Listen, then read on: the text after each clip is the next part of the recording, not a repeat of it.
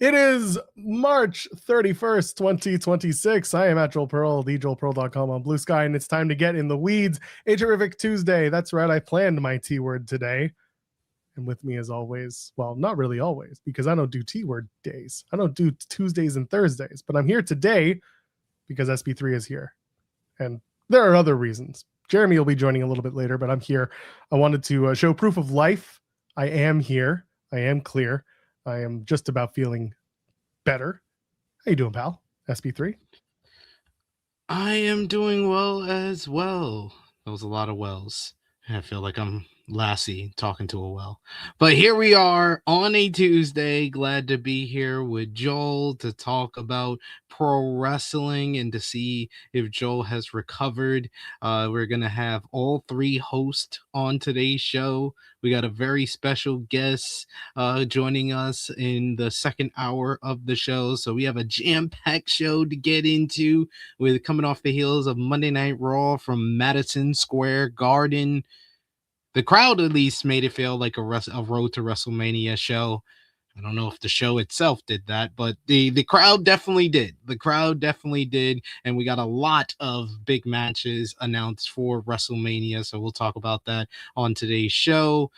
We got NXT in Madison Square Garden to talk about later on in the show. It's a jam-packed one for In the Weeds. So you know what to do. Drop the thumbs up on the video. Share it with your friends. Subscribe if you are new to Fightful Overbooked. We're here 5 times a week, every weekday here within the weeds. We don't like blades over here and don't like the color red, so don't bust yourself open because we are the best morning show in pro wrestling today. So appreciate y'all for joining us. And of course, you can sound off in the comments if you're watching on demand. And if you're watching us live, sound off in the live chat. Send a super chat donation. Helps us out so much. Appreciate y'all for that. The only blades we like are blades of grass. Blades of Glory. Blades of Glory. The only movie we like is Blades of Glory. Also, the only Nintendo game we like, Blades of Glory. So I want everyone to hear that I wasn't playing when here's what happened. Friday night, I was planning to be chipper and keeping track of all the wrestling shows, and then I wasn't feeling so great. Literally got to watch the TNA show. I watched Sacrifice. I know you guys touched on it yesterday, and probably the amount of time you spent on it is the amount of time you should have spent on it, because it was not a good show. It had you and I talked about this, 2 noteworthy events, and then I felt really bad for Mike Santana and Steve Macklin. I can tell you, Macklin is okay. I know a lot of people have been kind of asking about the concussion news or non-concussion news. The general feeling seems to be that it's not concussion. It was more the whiplash of getting kicked and then going against the ropes that really triggered whatever the event was for the main event that stopped everything. So good news that it's not as bad. Obviously, he didn't do Maple Leaf Pro the next night in Windsor, which I could tell you it bummed him out, because A, it's a booking, and B, he likes working MLP and he likes being around that crew. But yeah, that was the TNA show. Just wasn't good, and now they got a pay-per-view in 2 weeks, and they're just as in the mud for that thing because they're not planned. And like you said, they're going up against an AEW pay-per-view, and they're not even gonna have the news cycle for 24 hours. They'll be lucky if they get it for 12 hours. 12. On top of that, the only way they're going to do it, and this is what they do, is that they do something so obnoxious that fans shit on it, and they think it's going to be enough for them to stay in the news and therefore get people morbidly curious as to what they do next to make themselves look bad. That has become the TNA way, which is so frustrating. Did you hear what Jeremy is predicting? What's going to be the thing they do? He's not predicting it. I told him that. Oh, God. I said it on my post show. It was in my post show notes. Like, yeah, I've been saying it, that they're going to try and do a system grabs all the gold, and I've been saying Lisha's going to turn on Moose any minute. The only reason they didn't do it at the show on Friday was because they did the righteous turn instead. I'm so disgusted by TNA. Why is there a way of getting buzz or getting people to talk about them, making the worst decisions possible? Because they've stayed alive for 20 plus years on that.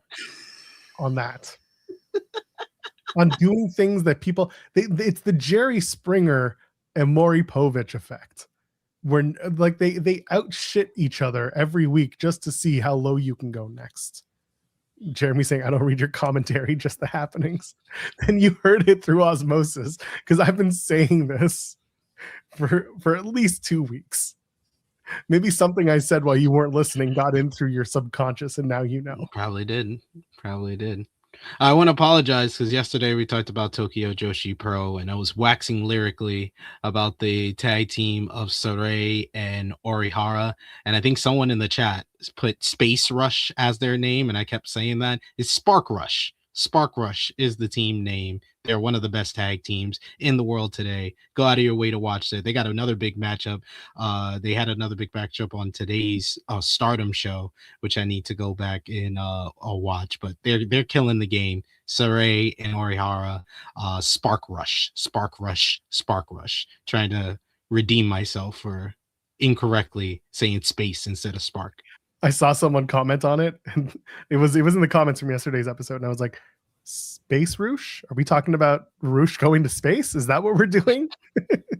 I just replied from the True Hill Heat YouTube, and I was like, Spark Rush with the star emoji. So I had plans to watch SmackDown at the time, not knowing what SmackDown was going to be like, and obviously Collision and catch up on all that. I've been talking about it last week. So my mom was coming to town Saturday. My kid's birthday party was Sunday, and my kid's actual birthday was yesterday. On Saturday, I woke up and barely had a voice. This was me on Saturday. This was me. I sent a voice message to Kate, almost as like proof of life for these people. So here it is. I want you to hear how fucking ridiculous I sound. I feel like any minute I'm about to say use the power and hope that I don't end up in a lawsuit that I have to get out of. This sucks, man. I want my voice back. So that's how I sounded on Friday. You sounded like John Laurinaitis. Yes, because I made a reference about getting stuck in a lawsuit I don't want to be in. Because I sounded like I had people power. And I did not. I sounded bad. By the way, the sound in the background is because I was out. I was picking up more stuff for my kid's party. So it's Saturday night. I have no voice. I just picked up my mom. I'm run ragged. And I'm trying. My voice came back enough on Sunday afternoon. Hostage ass voicemail, exactly. Hostage ass voicemail. It's true. You didn't sound like a hostage, like they had a chainsaw. You're like, save me. It sounded so bad. It was really bad. So I felt good enough on Sunday afternoon at my kid's birthday party. My voice had come back to a certain degree, and then it had kind of chilled out, and then it went away again. And then on Sunday, that was the birthday party. Monday, I felt like garbage. I was like, I had a fever throughout the day. It was not good. I felt better in the morning, and then by midday, I was like, this is really bad. So I went to bed last night at 9:00, and I woke up at 7:30, and here we are. I slept for almost 12 hours. So now I think I'm feeling better. I feel better. I'm here. Glad to have you here. I'm glad you're okay. We had a change of schedule because I was gonna let you take over my spot on Tuesday, but then I had a change of schedule, so I was available. So I'm glad we can all be here. We can all spend a Tuesday together, and I'm glad you're okay, Joel. I'm glad you got your voice back. You are the voice of the TNA fan. You are the voice of the contrarian thought, and you are the voice of the Joel Pearl Fine. And we're glad to have you here on In the Weeds. The Joel Pearl Fine, the home of In the Weeds. I'm glad to be just fine enough to be here. We got a couple super chats. Let's hit those real quick. Volov asking, swap TNA post show for the TNA, aka the MLP post shows come their TV time. TNA. Can't do that because, first of all, MLP's deal is only on TSN in Canada. They're not being picked up as of right now for a US or any outside Canada deal. I had said originally that I expected them to go not to TSN because TSN had the rights to AEW. But then I got to be honest, when I saw Tony Khan and Scott D'Amore in a picture together for this Global Wars event, I said, "Oh no, it makes perfect sense that they'd wind up on the same station as AEW." So really proud of MLP, really proud of the work they're doing. I hope that they really put the emphasis on Canadian wrestling. I think they understand that like you do have to use wrestlers from literally everywhere. It's not about being a nationalist and isolationist type of mentality where it's only Canadian talent. But I hope that they put the emphasis on the Canadian talent that they have. When I saw the 5-way for the MLP interim title, by the way, best wishes to Josh Alexander. Sucks to see an injury like that, and for him to have to go under the knife and have to go through, again, surgery, rehab. The guy does not deserve to deal with that, but he had to drop the MLP title as a result, and they had an interim match. And when I saw the lineup, I was like, oh, congratulations to Stu Grayson. He's the new champion. He's the only Canadian. Wasn't he the only Canadian in the matchup? He was definitely the only notable Canadian that you can build a heavyweight title scene around. And then eventually when Josh is better, like you can do a great match between Stu Grayson and Josh, because those two, it's so funny how close they are, not only in age and experience, but just in their upbringings. They were denied talent for so long that they weren't given the proper stages to do the work they do. And I think people know from our interview with Stu Grayson and the conversations I've had with him on on site at other shows, like he's a really entertaining guy. He's a really good dude, and he's worth the time invested, especially when you watch him in like mystery wrestling and anywhere that he works. And same thing with Josh. Josh really broke out in TNA. They gave him an opportunity to be the guy in that company. And now I think he was doing some great work in AEW as they started to like let him flesh out his character and like talk to the camera, do some promo time. He was getting out there, and it sucks to see an injury derail anyone. But Stu was the right choice. And those two having a match tells a good story. As for TNA, they're still on Rogers Sportsnet in Canada. I don't want them to change that because they still air at 8 o'clock Eastern. So the show ends at the normal time unless they're live. It's perfect. Perfect for me. I can just do the show 10 o'clock. No one cares. Well, except for TNA. No one bats an eye because it's only the loyal, faithful who watch the TNA and watch the TNA post show because they love to hear Joel talking about TNA. Yeah, we talked about the MLP ROH show. Jeremy talked about the MLP Uprising show. I still haven't gone back and watched that, but I really enjoyed the ROH MLP show. That was a lot of fun. Learned some new names that I wasn't aware of, like Matthew Hooks said in the chat. Taylor Rising impressed me against Athena on that show. Giselle Shaw, who I've been a fan of since her TNA days. Well, since before her TNA days. I remember the first time I went to the UK in 2019, me and the missus went to the Rev Pro British J Cup show, and I saw Giselle Shaw versus I don't want to say her name. The formerly racist lady. But yeah, she's still racist. She's just the one who works with TNA. Diamonds are forever. Yeah, she was facing her, and Giselle Shaw was very impressive. Like me and my missus both were like, oh yeah, we're fans of her. So it was good to see her kind of in a major matchup against Deonna Purrazzo for the Pure Championship. I know they had a rematch on Uprising as well, so I'm going to go out of my way to watch that as well. And yeah, we talked about the Good Brothers winning the tag team titles becoming the inaugural tag team champions in the main event of the Global War show, and then immediately losing them on the next night. So this, going back to Giselle and Deonna, I was laughing so hard at the fact that they did the 1v1. They each did a match. They both got a 50-50 out of it. And like, God bless Scott. That's all I can say. Just making your talent whole. That was fantastic. But the Good Brothers winning and then immediately dropping the tag titles, I thought was funny stuff. I thought it was really good stuff. I was not at all surprised that they had them. I think honestly, more than anything, it's so that Scott could say, we made the Good Brothers the inaugural MLP tag title. Yeah. As long as you don't, it's just like, and I know you guys will talk about Raw in a bit. It's just like, how did all those people wind up in the Intercontinental Championship ladder match? Well, no one's going to go find out whether or not we're telling the truth. So we'll just tell them what I did. I know, but and then I got a bunch of people in my comments that are like, they taped the matches before Raw. They taped the matches before Raw. I was like, well, that's nice. They could have gave us the match graphic next week. If that's the case, they should have done the match graphic next week. They took the fact that Sean he says it weekly. He's one of the only people who watches main event, and they took advantage of that fact. And you know what? People are going to just go with it. That's the thing. And it's not us. Listen, it's insulting the intelligence of fans who actually pay attention to the product.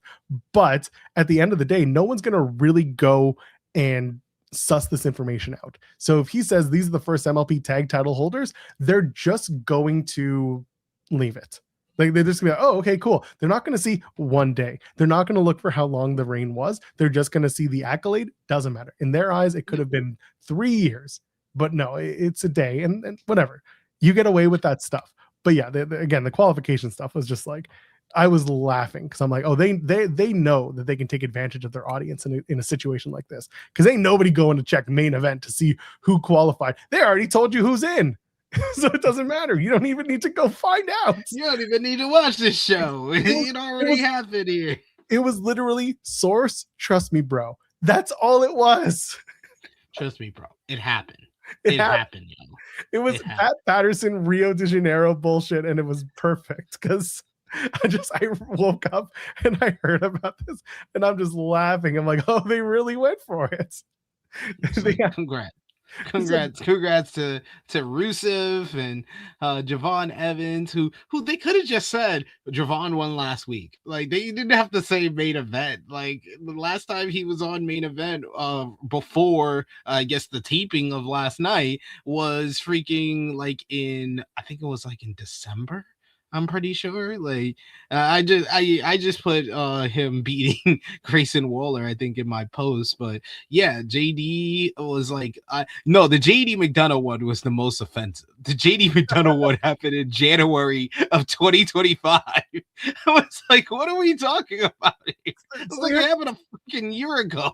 So the only way they're going to get away with it is that Rusev beat Otis at the tapings. So retroactively, yes, they basically spoiled their own main event taping, but no one's going to go back. So Rusev beat Otis. That's the best you're going to get, because everything. Rusev beat Joaquin Wild. Javon Evans beat Rayo Americano. So like, you got 2 out of however many. Oh, there you go, balloons. Yeah, there you go. So I was cackling. I was like, they half-assed it, but that's just what they do. It's what they do. Yeah. This was definitely the Monday Night Raw of Triple H saw Tony Khan. It was like, Tony Khan gets away with just putting out match graphics with no story. Why can't I? I'm gonna do it for WrestleMania. And I will say, me saying that, it has made the card better. So touche. The card does look much better on paper. I think that on paper, this looks like this could be WrestleMania 31. Where WrestleMania 31 had an objectively bad build-up to that show. There were some matches that were built up well, like Randy Orton and Seth Rollins, but overall, this was kind of one of the more kind of, oh, we're just throwing stuff at the wall. Oh, we got Triple H and Sting over here. We got Brock and Roman over here. We got Cena and Rusev over here. But everything else, we're not going to give too much story to. That type of like booking, everybody was very upset going into WrestleMania 31, but they were able to outdo their coverage and really just had a all-timer WrestleMania 31. WrestleMania 31 is easily a top 10 WrestleMania because the roster of talent over-deliver. And on paper, this looks like this is another WrestleMania that can do that. Now, I will say that, and we'll preference that a lot of people thought that was the case with WrestleMania 41, and it was not. So, well, it's okay. There'll be commercials between every match, and everyone will be getting a palate cleanser. Don't they understand that kind of kills their crowd? Like, it killed the crowd on night 1 last year. Yeah, they don't care. They're getting money. The crowd isn't throwing money into the ring in between the matches. If the crowd threw money into the ring during the matches, they'd be like, oh, we don't need any advertisers. I mean, you got to spend like thousands and thousands of dollars to do it. But like, if the crowd was putting in, let's say $100,000 every single time a match ended, then we just go to the next match. But because you're not, WWE is just like, no, bring on the adverts. That's what they do. Again, you just can't get away from it. D'Lo Diggs is asking, do you think Leon Slater gets in the ladder match? He's got to survive Ricochet first at the Super Show, the Mark Hitchcock Super Show. Quick answer, no. I don't think I think if anybody's going to join there, it's probably someone from the WWE roster, and if it's someone outside of the WWE roster, the only one that makes sense is Vikingo, because Vikingo's facing Penta for the Intercontinental Championship on AAA on Fox next Saturday.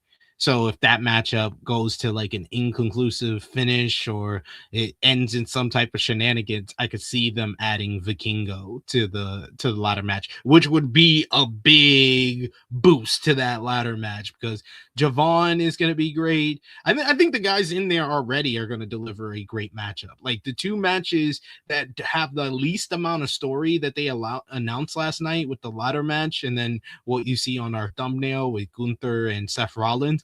Those two are going to be two of the best matches of the whole entire weekend. So more power to them. More power to them. I'm sorry. What is this?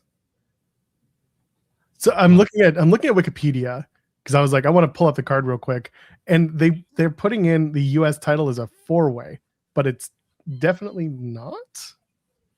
What? Who do they have in a 4-way? What? Carmelo Hayes and Ilya Dragunov? It's Wikipedia, to be fair. Yeah, no, it's Wiki. They're always wrong about this stuff, but they added in Carmelo Hayes and Ray Phoenix. I love that. I mean, like nice try. I don't think you're gonna get this one, but good attempt. Is it? So it's isn't it a 5-way? I apologize to Delay Grats. He says I sent you guys a $10 super chat yesterday at the end that you all didn't get to and met every word. I didn't see that. Can you tell us what it is, and we will absolutely read. You don't have to read super chat it, but just tell us. Yeah, you could just put it in a regular comment and we'll feature it on screen. Sorry about that, Delay Grats. Apologies if they missed that yesterday. I can't take a day without this group of jokers missing super chats. Hey, that's not on me, man. That's fair. That's not on me. I'm the color guy in wrestling terms and literally. So like that's bait. I'm the color commentator. I don't do the ad reads and stuff like that.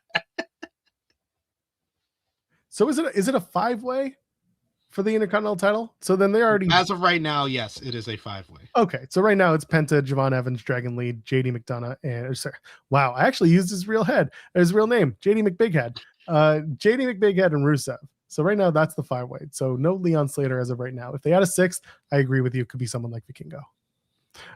Delayed Gratz said SP3 is doing the Lord's work for when he was talking about WWE fan making delusional comments about the build for WrestleMania 42.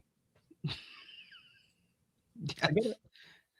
Yo, WWE fans are just funny to me, man. I got them coming at me because I said the freaking John Cena guest host is a desperation play in full effect. They got mad. I was like, I didn't mean that as an insult, but it is what it is. Yeah, it is desperate because I looked up the research because I had somebody that was like, give me factual, objective terms to explain why you thinking that it's desperate. And I was like, well, most hosts in WrestleMania history have been announced more than a month out. I was like, most hosts are not guys who retired 3 months ago. And John Cena is one of the biggest draws in wrestling history. I am not literally saying that this is a bad thing. This is me just calling it like it is based on the timing. They also tried to say, oh, you're just saying that because of Dave Meltzer attendance figures. Dave just gives you the attendance figures and you clap like a seal. And I was like, no, I'm not. I didn't even reference Dave Meltzer at all in my post. First of all, if you're gonna get it right, it comes from WrestleTix. We seal clap for WrestleTix. We don't seal clap for Dave. She's like, or WrestleTix. Yeah, I will absolutely do it for them. They're accurate. Yes. I ain't doing this for Dave. Come on. Let's get who we're shilling for rights if we're gonna do this. Second of all, who could possibly care? My wife and I, our favorite saying is stuff can be two things. That's from Brooklyn Nine-Nine. Because stuff can in fact be two things. On one hand, people are saying like you get the biggest, one of the biggest draws in wrestling and entertainment, whatever. When you get them available and they're available to you, yeah, you jump on it because guess what? People want to see John Cena. On the other hand, you can also see it for what it is, and that is a ticket grabbing ploy. And he will be used to do so. Like, it's okay to be two things. It's okay to be, you're going to add entertainment value, but we also know that this entertainment value is being added to sell more tickets because there are so many people who are living on this, like, this idea that ticket sales are impossibly down, that everything's a failure and therefore everything's a make good or a try to fix. But that's not the case. Like, some things are just trying to add value so that you do sell the tickets that you're trying to sell. They're not, I find it obnoxious that people think that everything is binary and it's just one thing or the other, when in reality, it's multiple reasons to do something, to make a decision like this. It's a good decision to have him out there. It's a good decision to have him do the show, but also you're going to sell more tickets, and like, it's what you got to do. Exactly. Like, it can be the right decision, but also be kind of a desperation play at the same time. And that's not a bad thing.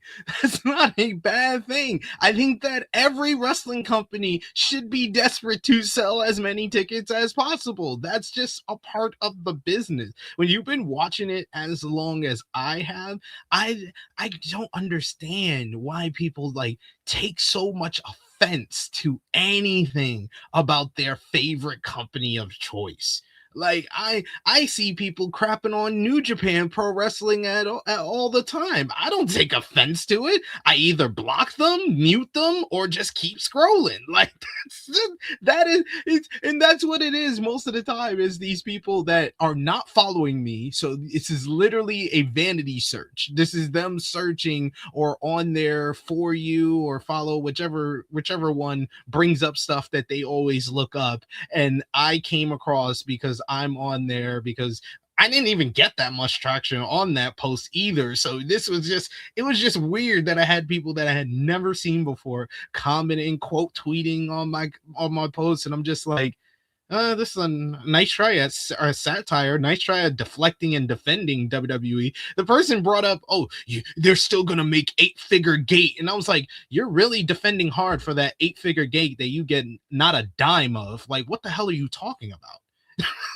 It's The Rock coming out and being like, because of you, we've made more money than we've ever made, and everyone's cheering. And it's like, you don't understand. It's spin. But also, I maintain this. One of the worst things to come out of social media is brand accounts and brands having voices, because brands having voices means that brands are sentient to these people, and sentience to a brand means you stick up for them because you think you're their friends, when really they don't give a shit about you. The stripper doesn't love you, and neither do these companies. They love your money. They don't love you.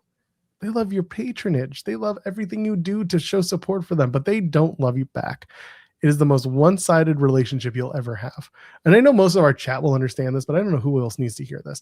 It's not real. Wrestling isn't real, and neither are the voices on the social media. Like, it's obnoxious to hear people stick up for someone or something that they have absolutely no connection to, besides, I like this show for 2 hours a week. Or I guess 7 hours a week, whatever it could be. Weird parasocial behavior, but that's kind of like the wrestling community. That's all, like a large percentage of them. Thankfully, most of y'all, not names that rhyme with Gino Sauer, are good people that don't have parasocial or don't defend WWE when they're not doing something right. So appreciate most of y'all, 99.9% of y'all. To like Grat saying, I like WWE shows for 40 minutes a week, which is basically just when they're watching us highlights WWE shows. And yeah, parasocial relationships are real, but like I think to a certain degree we all get stuck in something like that. Like we all we all have a parasocial relationship with something or someone. It's how we pull ourselves back when we realize, like, oh, hold on, we're not connected to this person. Like we don't know this person beyond whatever we know about them. It's when we really step back and realize, like, we don't know these people. That's when it becomes a healthier relationship. Relationships are fine. You can have a quote unquote relationship with a character, but it's never going to be a personal relationship. A relationship it can be defined many different ways. And if it's a relationship in understanding what a character is, but you're not connected to them, that is okay. But it's when you think that, like, they love me, I love them, and they're going to do things for me and we're going to become best friends. Like, that doesn't happen. That's not real.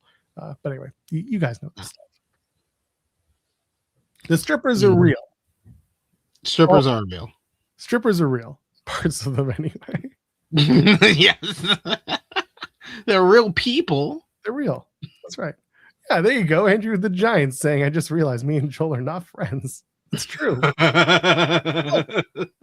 Look, if I've met you in person, and there are a few people in this chat that I've met in person, I like you guys because you're not weird for the most part. For the most part. No, I honestly, like, everyone that I've met has been very, very nice, very sweet. Like, I really have enjoyed the face-to-face meetings that I've had with people from this chat. I really have. And I look forward to, like, having more of those opportunities. But yeah, like, I don't think I've met anybody from the chat. It's for the best. No one should meet you. You should probably just stay in a box somewhere. Probably. Yeah. That's okay. And Louis saying, take it back. Yeah, you're right. Y'all suck. It's weird. But everyone, and that's the thing. Like, Matthew Hooks is saying, I think I'm weird, but not in a parasocial way. I'm just socially awkward. Everybody, yeah, I'm weird as hell too. Yeah. I'm just not. I don't have parasocial relationships with things. I get overly worked up about certain things like Gato's booking, but I'm not gonna harass Gato online about it. I'll just rant on this show about it. And I'm not gonna corner Tommy Dreamer and be like, what the fuck is wrong with you? There are enough people doing that who work for the company that he writes for. So I don't need to do it. Instead, it's known how I feel, but it doesn't mean I don't like Tommy. It just means that, like, I want Tommy to do better with the work that he does. But again, that doesn't mean he and I have any, connection to each other. I've shared the conversations he and I have had in the past, and, like, they're very nice. He's a very sweet person. Just, I don't like the way that he writes some of the stuff he writes. That's all. Xeno Hour, I'm going to ban you. Hey, Luis, I never said I won't meet up with y'all. I just don't know if I have met up with two men. I have some people that have come up to me that have seen me on, like, YouTube before. Like, when I was at the Eve show, I had someone who pulled up on me. I think he rapped on the show. I think he performed Rio's entrance at the Eve Wrestle Queendom show. I don't know if it was that guy or someone else, but he was at the post show after party, and he comes up to me and he's like, "Oh man, where have I seen you before?" I was like, "I'm SP3, maybe YouTube." And he was like, "Yeah." And I'm thinking, oh, he's a wrestling fan. He's here, so he's probably seen me on maybe Fightful, maybe Wrestle Talk, maybe if he's even like cooler, True Hill Heat, but. No, he tells me, "Hey, I've seen you on the Atlanta reactions with Jimmy McAram." I was like, "Yes." That's always fun. Yeah, that's like the second time that's happened to me, that someone knew me from Jimmy's channel. It's always pops me whenever someone knows me from Jimmy's channel instead of all the wrestling content that I do. And it's fine, because honestly, the wrestling content probably brings out the worst people. Let's face it. Yeah, I think that's why I enjoy it a lot. No, but when I was at All in London 2024, I went to this party that they had at, like, it was like a beer garden right before, that's right by Wembley Stadium. It was like Wrestle Talk was doing a thing there as well, and I had a fan that came up to me, a brother, I forgot his name, but that was 2 years ago. I'm sorry, guys. I have 2 kids. They're 6 years old. This takes a lot of me to remember anybody, but it was 2 years ago, and he came up to me and he just thanked me because he's seen my wrestling content and he watched AE Ramble as well, something else with me and Jimmy, and he was like, I just appreciate, man, it's just 2 brothers, the 2 brothers talking about wrestling. He was like, it's so rare to see people that look like me talking about AEW, and he was like, I love Jimmy because he's so negative. Probably move the bar a little higher, just a little. I was like, he was like, y'all not scared to hate on AEW or to love AEW. He's like, I appreciate that. He was like, y'all are the best balanced AEW review that I've seen. I was like, that's our niche. We found our niche. That's right. That's what you get. I love how much Jimmy hates things. God. I told him this. I was like, your ability to not like anything is what makes you a great commentator on wrestling. It's true. He just doesn't care. He'll just tell you what he thinks. Those are the best. Absolutely. Oh man, Ryan Lambert saying, I'm only here for Yiddy and Ween body counts. Down boy. And so all of this to wrap it up and tie it into a bow. If you see me in Vancouver in 2 weeks for Dynasty, stay away. Don't talk to me. If you see me at all in London, if you're going to Wembley Stadium, y'all could come by me and let me know how much you enjoy Jimmy hating on things. That's true. That's the best meetings that I ever had. Are you still going to be in the UK by then? Yeah, I got a 1-year visa. I got a 1. Okay. I never know anymore with your. Yeah, it's usually 6 months at a time. After 6 months, I have to leave. Then I could come back after a few more months. But I got the 1-year visa. We talked to like a lawyer that was like, hey, you should probably do this. This is the best thing to do. So I was like, yeah, you know what? That's what I'm gonna do. So I love this because the F4W online chat is. I don't even try. I click the X and I'm like, I'm just gonna watch Brian and whoever his co-host is at 3:00, and I start the show like 45 minutes late, and I watch it I basically speed run everything. Like I listen to podcasts at like 2.25 speed and do the same thing with Brian. So it's just I don't even look at that chat. I'm like, nope, we're not even gonna bother. That's why I like this chat, because I can watch you all and know that I don't have to worry about it so much. Yeah, there's good people here at Fightful. Yeah. SP3, it's best if you stay in the UK. Is that a threat? I mean, yeah, that too. That's another reason why I got a 1-year visa.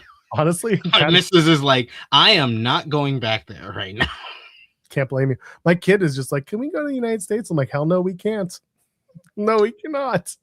I told my mom, I was like, we're thinking of going to Niagara Falls, sometime during the summer for a couple days because he's never been. And my mom was just like, to the US side. I'm like, no, no, absolutely not. We are not doing that.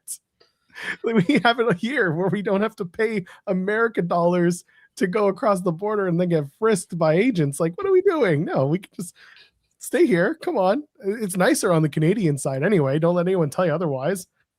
Yeah. You just take advantage of that. Ridiculous. Oh my God. We got another super chat earlier from Volab asking, WWE has truly been out of touch, but their builds for this Intercontinental Championship match was like they were out of time. Truly a Hall & Oates moment. I'm outdated too.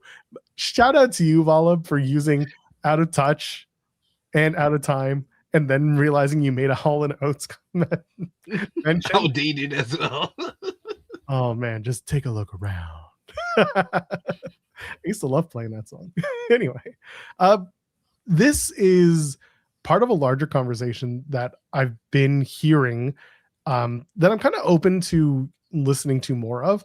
And that is the fact that WrestleMania is no longer in the last weekend of March into the first weekend of April. And as a result, I think a lot of us get into our head that Mania build is lacking because we're so used to this being the Mania weekend, or this being like Mania is now. And instead we often forget, because we've been so set for so long that Mania is now, and instead it's been pushed that it's now the second or third weekend in April, for now the second time in ever. Last year was the first time, and this year they're doing it again. While I agree that the some of the stories being told are not as strong as they should or could be, I think that the match announcements are not coming as late as people might think they're coming, because we're so attuned to thinking that like all the matches should have been announced by now. But no, because we've got 2 weeks before the show. We still have time to build on some of these stories and build on some of these matches. Again, my comment and my topic of conversation isn't whether or not they're telling good stories. It's more about the pacing and the match announcements and the timing of all of this in relation to what we used to know and now where WrestleMania is positioned in the calendar. I'm curious to your thoughts, because I know this is something that and you guys have been talking about the builds and everything, but what do you think about that whole idea? I think it's not just a case of the fans like feeling like this is like late in the game. It feels like the company as well are kind of like still getting used to the fact that WWE WrestleMania is the third week of April. And that's why we got like such a big push on last night's show to make as many matches as possible. But you're absolutely right. There is 2 more episodes of Monday Night Raw before we get to WrestleMania. There's 3 more episodes of Friday Night SmackDown before we get to WrestleMania. So they do have time to flesh out the builds to these matches, but there's no kind of like sense of urgency, and a lot of things felt more planned out. Like I think that with WrestleMania 39, with WrestleMania 40, a lot of the builds for the top matches on those shows started at the end of the year prior.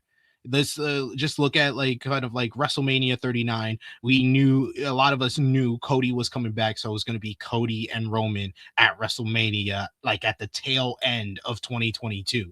You knew that going into 2023, that was going to be the case. They started the build for the Sami Zayn, Kevin Owens versus the Usos at like War Games, when Sami basically cost Kevin Owens that War Games matchup. They started, you saw that Rhea Ripley was more than likely going to be the winner of the Women's Royal Rumble. We didn't know who she was going to face. A lot of us thought it was going to be like Bianca Belair, but you knew for sure Rhea was going to be in one of those championship matches. Bianca Belair had that long run with the Women's Championship, so you knew it was either going to be her and Rhea, or she was definitely going to be in one of those women's matches. Rey Mysterio and Dominic Mysterio started when Dom turned on Rey in September at Clash at the Castle. Then you fast forward to WrestleMania 40. They did a whole big tease with Roman and Cody that they were going to run that back in October. We knew it was going to be Jay and Jimmy pretty much from the time Jimmy turned on Jay at SummerSlam. You saw that they were building up to kind of the breakup of Damage Control, and it was more than likely going to be Io Sky and Bayley at the tail end of 2023. All these things were built out, and it felt like they were building up to a crescendo. Rhea Ripley and Becky Lynch, I knew about that like at the tail end of 2023 as well. There was a lot more planning out, and it was clear what the top matches were going to be, whereas in the last 2 years, it really hasn't been that clear. Even last year was a lot more clearer than this year. That's why I said this a couple of different times, that this doesn't feel like a plan A WrestleMania. This doesn't feel like a plan B WrestleMania. This is like a plan C or a plan D WrestleMania, and they're putting stuff together. They're shuffling stuff around. Yes, they've had to deal with different type of injuries. Yes, they've had to deal with circumstances beyond their control, but it doesn't seem like they have the smooth pivot, and a lot of things feel rather thrown together. And I think that is why they have created this perception within the fans that they are like, what's going on? Why isn't most of the card laid out? Why don't I know most of the card? Because even if you're not going to announce these matches to 3-4 4 weeks out, you should still have the stories in place. And they did not have that this year. That's what this year has really lacked, and why this rather like the WrestleMania build isn't like the worst. It is, I wouldn't even go as far as saying that it's bad. It's rather mundane and it's rather thrown together. Those are the best and amped descriptions of this road to WrestleMania. Yeah, and this is exactly why the conversation is in that two part, right? It is when you get the matches out and the stories you tell, and the amount of times that they've had to pivot, because everything that you just said was building towards something that they then said, oh no, we're not going to do that anymore. And that's been kind of the problem, trying to wait for what's coming, trying to figure out like what it looks like for the bigger WrestleMania matches. The undercard is always like, it could be this, but it could be that there's a little more intrigue, at least because they don't know who's going to bust out and who they really want to tell some stories with. But like Finn and Dominic, for example, you knew this was building to that. But the women's tag match, you didn't know who was going to be a part of it. You didn't know if it was going to be a 4-way, 5-way, 6, like if it was going to be a ladder match or a TLC match, whatever. People were talking about what it could be, but it is about what story they could tell in the time that they have, while also realizing that they've pivoted so much that they don't have all the time they think they have. And on top of that, this year has been especially egregious with, I've talked about the graphics. That's been something that has been telling for me, because normally they've buttoned that stuff up and they are ready to go by the time we get to like Elimination Chamber. Those graphics, that WrestleMania design, aesthetic, whatever, it's been set up and ready to go. This year, very clearly not the case. They have 3 different WrestleMania designs, and I tried to like put it together. I was like, is night 1 supposed to be the destruction of Vegas, and then night 2 is supposed to be the rebuilding of futuristic Vegas with the design? Again, just with the thoughts and the way they've been doing these graphics, and then all of a sudden everything's been changed to both of the graphics. Yeah, they have a graphic for either one of their designs. Like they showed 2. I got one on because when I'm uploading the pictures for Rated Raw review later, I have one picture of the Dom and Finn with the futuristic blue graphic that's on their website.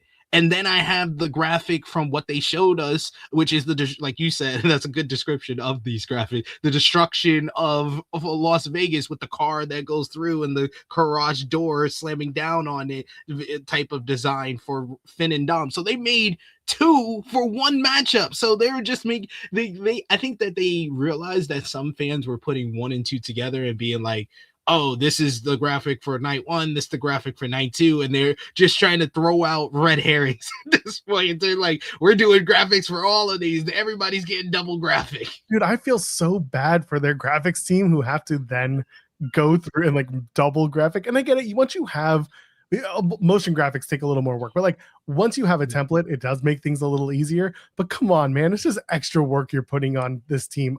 You don't even need to do it. But I find it so interesting that, again, yeah, the runway that we have is longer, but the stories that we're telling are not nearly as cohesive. But the matches are pretty much in place now, minus a couple. But Jeremy's here. He has shown up. Come to work, because I need to go. Allegedly. Here. Hi, Jeremy. Hi. That's all. How are you? It's all you're getting? Well, that's good, because I got to go. So okay. No, I appreciate it, Joel. Thank you.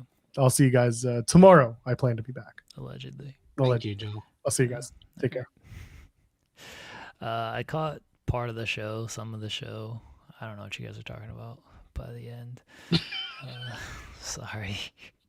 I'm so out of it. I'm sorry.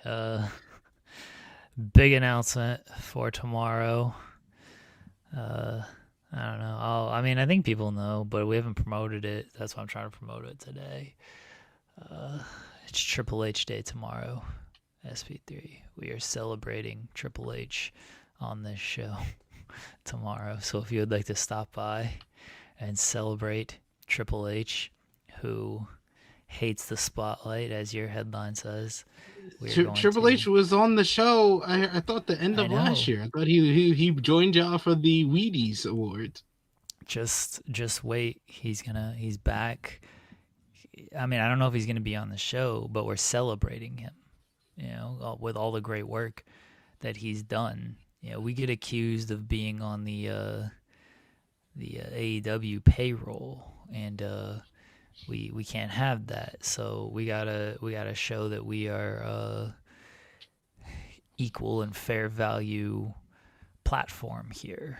And so tomorrow, equal opportunist. Yeah, tomorrow we're gonna celebrate the game, the Cerebral Assassin, the King of Kings, the 14-time WWE champion. No, I don't know. 13, 14, 13 times. The man who drove a tank up to WCW, the man who led Evolution, the man who does not see color,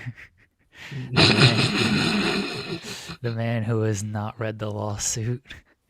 We are going to celebrate Triple H tomorrow. SP3.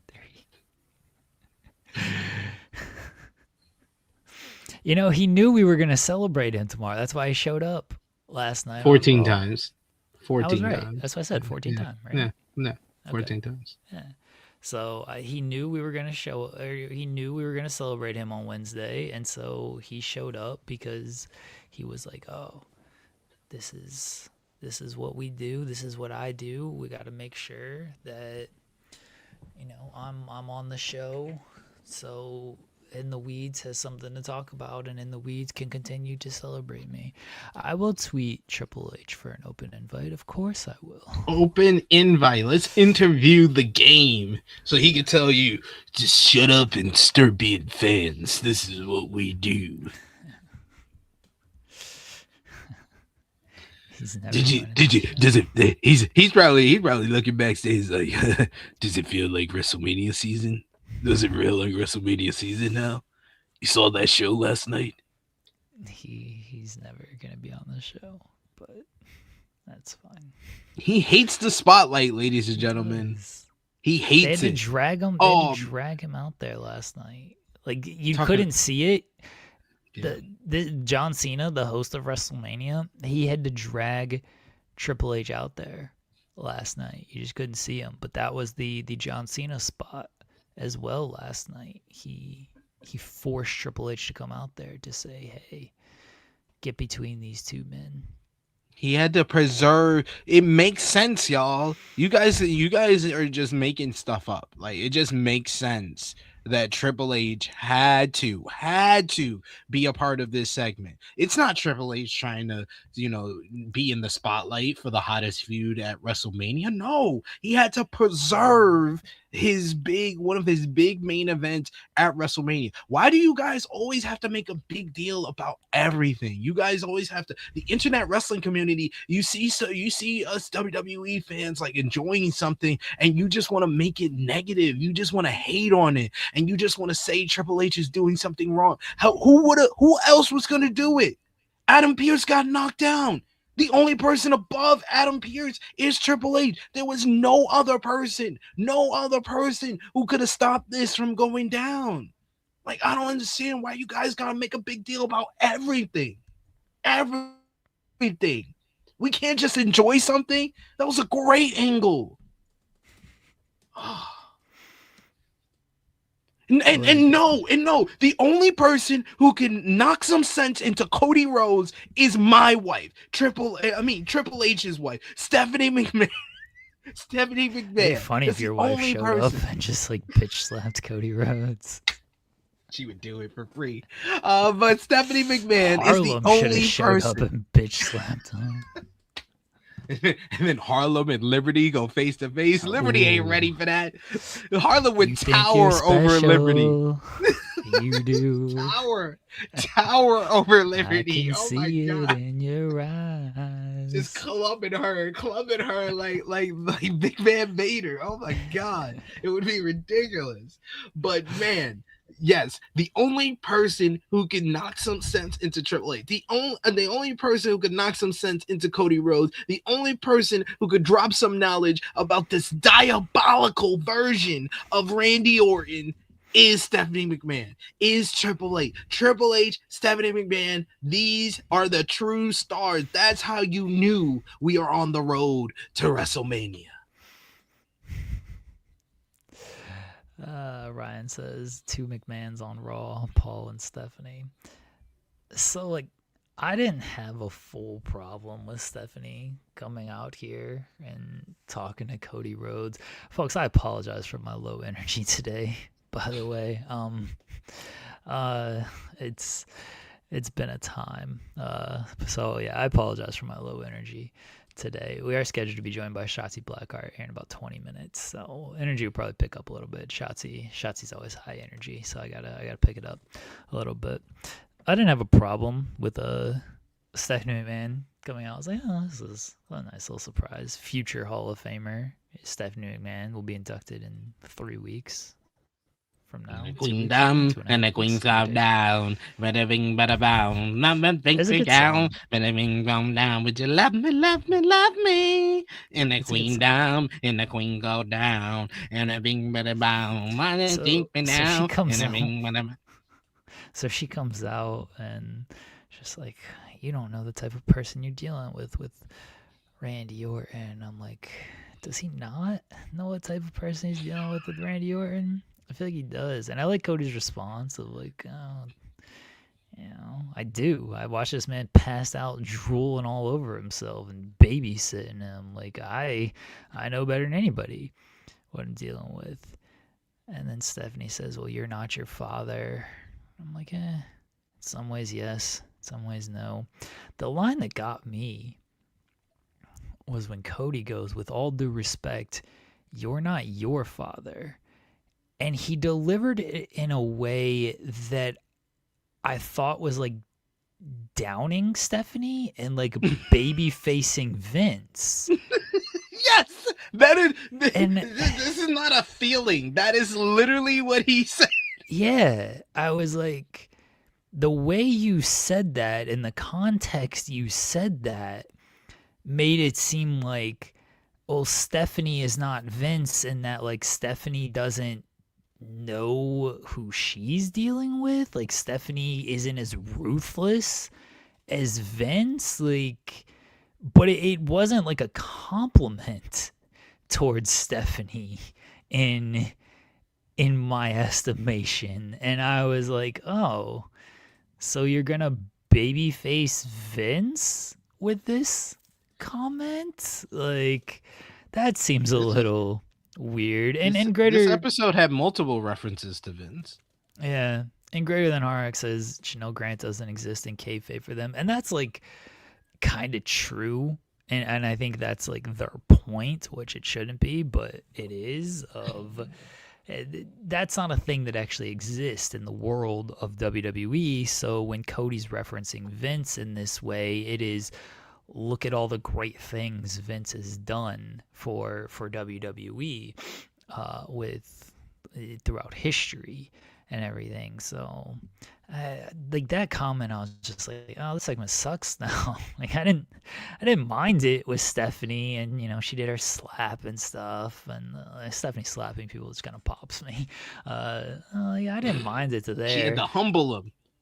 Yeah, it wasn't a good slap though. Like, you know, she looked like it's been a while since she slapped somebody, so she lost her fastball a little bit on that one. But I was like, okay.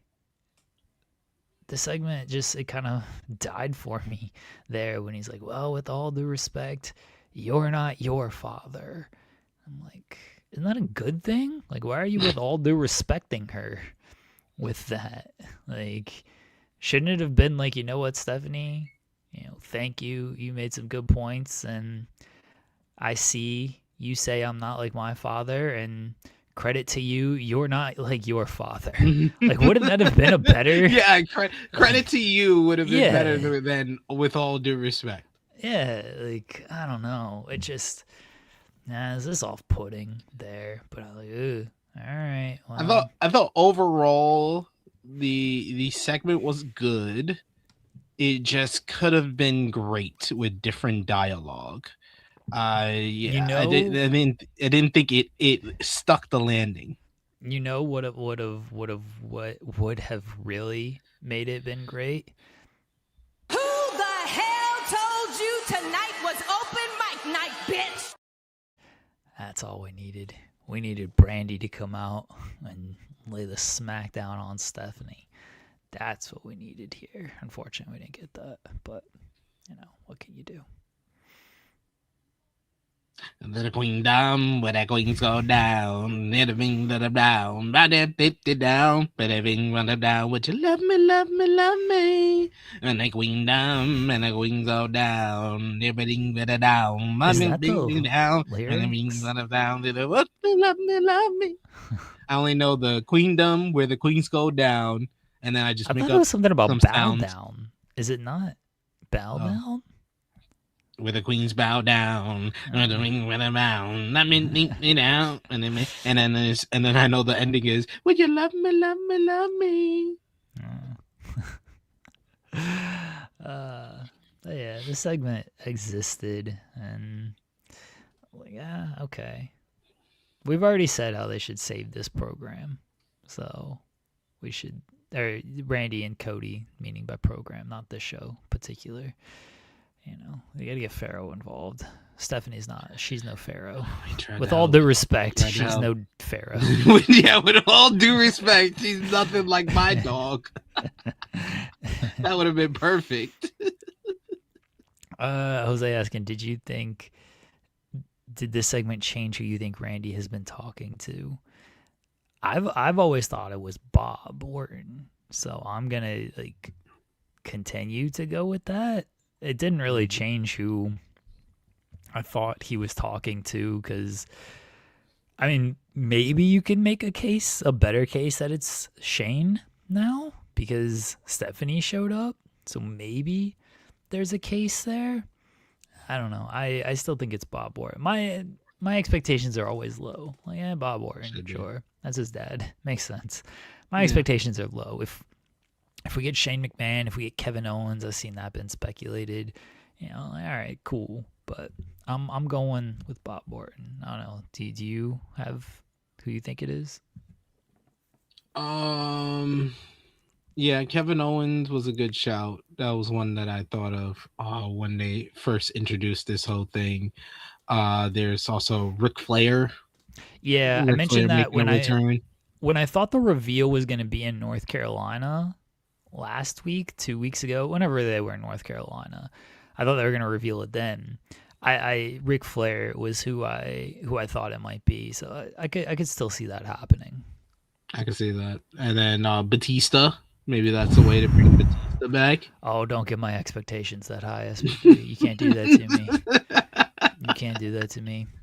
And man, if it's Batista, I'm gonna be like Xavier, at WrestleMania. Yeah, that's what I do every time I see Batista's entrance too. I walk alone. That's a banger song, banger entrance, just like Batista just straight up rules. I thought the puppet was blowing somebody. You seen this video? It's just like a shot on top of the head. Yeah, the early part is just looks like it's blowing somebody. We should mention it was announced by WWE that Hulk Hogan and Andre the Giant matched up from WrestleMania 3 is going into the Hall of Fame as the immortal moment. Nah, it should have been Sami Zayn and Wee Man Slam. Who cares about Hogan and Andre? Lab Glass says it's Bull Buchanan. Nah, he's really thinking. He's thinking here. It's Hardcore Holly. Ooh. He's like, I would love to be a part of this angle, but I got a great idea. How about I be the champion? How about I beat both of you? That'd pop for Hardcore Holly. That would be cool. That'd be funny. Yeah, I'm gonna go with Bob Orton. Queendom is a catchy song to sing, but All Grown Up is the better theme song. I will say that. The Rugrats theme song? No, I'm all grown up now, and I listen and learn a true star, and I'm finally getting my turn. Took my L, earned my spot. That was a How do you bop, know all the lyrics to this song? That was a bop, yo. That was a bop. You don't remember that? Barely. Come on, man. SmackDown GM. SmackDown GM Stephanie. That was GOAT Stephanie. Okay. I don't have that kind of memory. I remember 90s theme songs. I can't remember 2000 stuff and all that stuff. Oh, Stephen Amell. Okay. The Young Maybe. Bucks. I don't think it's the Young Bucks. What if it's Hangman Page? He can no longer challenge. Page, that's where he went. Yeah. He's like, hey, this idiot also did the same gimmick you did about not challenging for the world title. Who knows about stupid decisions more than this guy? How about you come over here, pal? What if it's like what if it's just Triple H? It's Triple H. Yeah. Like Cody pulls up on him and he's already on the phone. He's like, I'll call you back later, Randy. Hey, Cody. Hey, Cody. What if it's just Triple H? It was him behind this the entire time. It's Arn Anderson. Double turn. Oh man. Arn giving him. He was like, Cody never listened to me. I told him to get the Glock. I know you will, Cody. Well, you will, Randy. You're a killer. Yeah. You're a killer. You'll get the Glock. That would actually rule. I mean, Ted is off the hook now in his trial, so he might be Maybe that's what they've been waiting for. That's why they didn't want to reveal it before. They wanted to make sure he was not guilty. Yeah. Oh, QT Marshall. Okay. All right. There's a lot of people. It could be. It's Dustin Rhodes.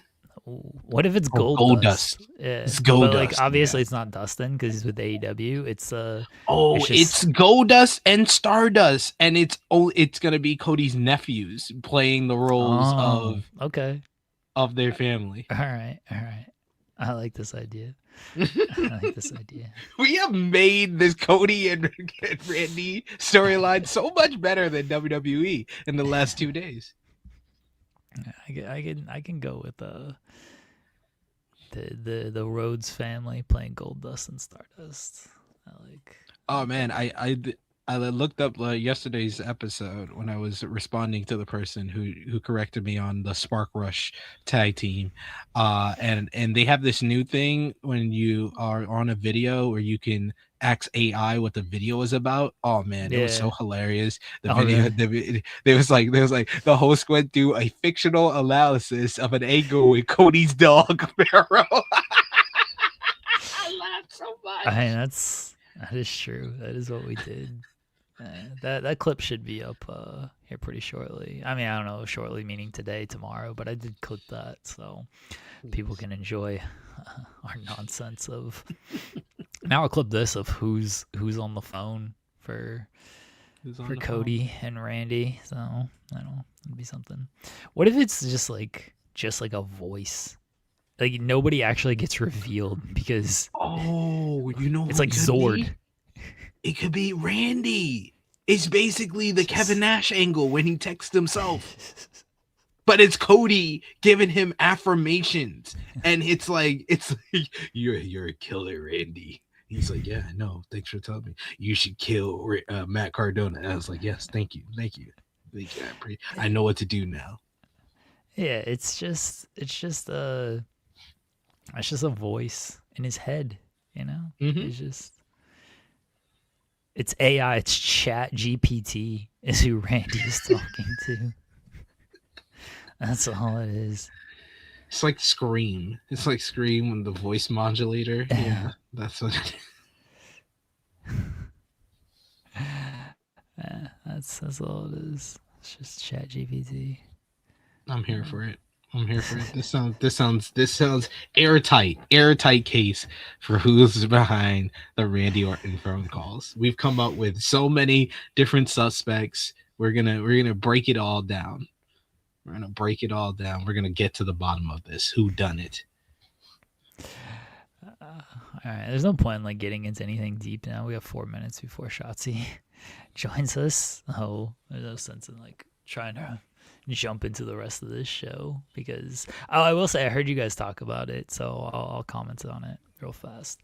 The qualifying matches for this ladder match. Absolutely hilarious. Like they It's happen so on funny. like they happen on main event. So the qualifying matches happened before the match was announced. Like what? Before Penta was champion, some of these happened. No, all of these happened before Penta was champion. Like I looked it up. It was so they did say that they filmed some people in the chat in my comments said that they did film like 2 of these matches over last night before Monday Night Raw. But the last time Rusev beat Otis was on WWE main event that was taped on December 1st, 2025. Dragon Lee beat Grayson Waller on main event on February 9th, 2026. That was filmed. That is, both of those are way before Penta won the Intercontinental Championship. Javon Evans, the last time he beat Ryu Americano was on an episode of Monday Night Raw on December 19th. And JD McDonough beat Akira Tozawa in January 20th, 2025. Was that JD McDonough's last win though? Did he have another win? I think he On may main have event? had another. Yeah, he had another. Oh, win did they somewhere. say it was Tozawa that he beat? Like, was that the Yeah, thing, or yeah, did people yeah. surmise that? No. That was what WWE announced on I think online or either on their Oh. website or somewhere else. Okay. I just heard they won qualifying matches on main event, and like, sure, I don't care who they beat and everything. I just thought it was extremely stupid that they were like, yeah, these qualifying matches took place before we even had this match, and so like, look, I don't care if you want to use main event lore as like why they're in this match. I would actually like AEW used to do this all the time with Dark and Dark Elevation. It's like, why is this guy getting a title shot? Where they're like 50-0 on Dark, so they get a title shot. It's like, all right, sure. Like, I do not care that they are using main event results to put these guys in this match. Just don't call them qualifying matches and act like they had a point to them then, and we were just waiting to reveal that point. Just be like, hey, they've won matches on main event, and now they are in this match. It feels pretty simple to me, but you know, that's a discussion we will pick up here shortly, because we have a guest at this time. If she is ready, she can give a thumbs up. All right. Yeah, she's been on the channel before. She was our boss for a little while. Might still be our boss after beating up Sean Ross Sapp. I don't know. I don't think like she left or we fired her or anything. Maybe she got severance. I have no idea. This is why green is the color for the show. Yeah. She is the MLW Women's World Featherweight Champion. On May 9th, MLW heads to Chattanooga for their latest show, and we have MLW Fusion returning here shortly as well. She is the one, the only Shotzi Blackheart. Shotzi, how you doing? I'm great. How are you guys? Good. We appreciate you joining us here today. Are you still Absolutely technically our boss? Yes. Okay. It never changed. Okay. This is a forever thing. I'd much rather work for you than Sean. I mean, everybody just yells at him all the time. I agree. People seem to like you. Yeah, Sean gets a lot of heat on Twitter. He wants to fight everybody, He brings some of it upon himself. Some of it, like, people are just weird, Yeah. I mean, there are a lot of weirdos on Twitter for sure. Not always that fun. Well, before we're gonna jump into some MLW stuff here in a second, but we've been talking about various things on this show, and we have to clear your name, or maybe add some fire here, add some fuel to the fire. So 2 things: are you on the phone with Randy Orton? And did you attack Tony Storm? Those are the big questions in wrestling right now, and we want to either clear your name, or maybe you can drop a scoop for us. No, that wouldn't be me. No, sorry. I don't have Randy's number. And I love Tony, so I would never hurt her in any way. Okay. I believe you on Tony. I do believe you there. Here's where I'm making a connection with Randy, though. Who did he beat up the other week? Matt Cardona. Who do you like have a long history with and tried to run over and he tried to steal your tank and everything and he broke your arm? Matt Cardona. I feel like if someone is on the phone telling Randy Orton, hey, you should beat the shit out of Matt Cardona, some signs point to you there, Shotzi. I mean, I didn't lie. I don't have Randy's number, but maybe I have his wife's number. And maybe she might be the bridge. All right. You're a suspect here, Shotzi. You are a suspect. That's okay. I'll leave it that way. MLW, you are the women's world featherweight champion. Defeated Shoko. Allegedly. Is that not true? Yeah. Is that out there? Is this not aired? Spoiler alert. Oh, people are going to be mad at us about spoiling this now. People are going to be so mad. She never confirmed that either. I cannot confirm or deny. And he froze. Next question. He froze on that. Yeah, MLW cut my internet. Yeah, Sean cut my internet. He's like, no, she is not the champion. All right, you're not the champion. You are challenging for the title soon, maybe. Yes, hopefully. Yeah. Challenging soon. I've been calling out Shoko since June of last year. So yeah, it should be coming soon. Okay. My bad. We're never going to get MLW talent on here again.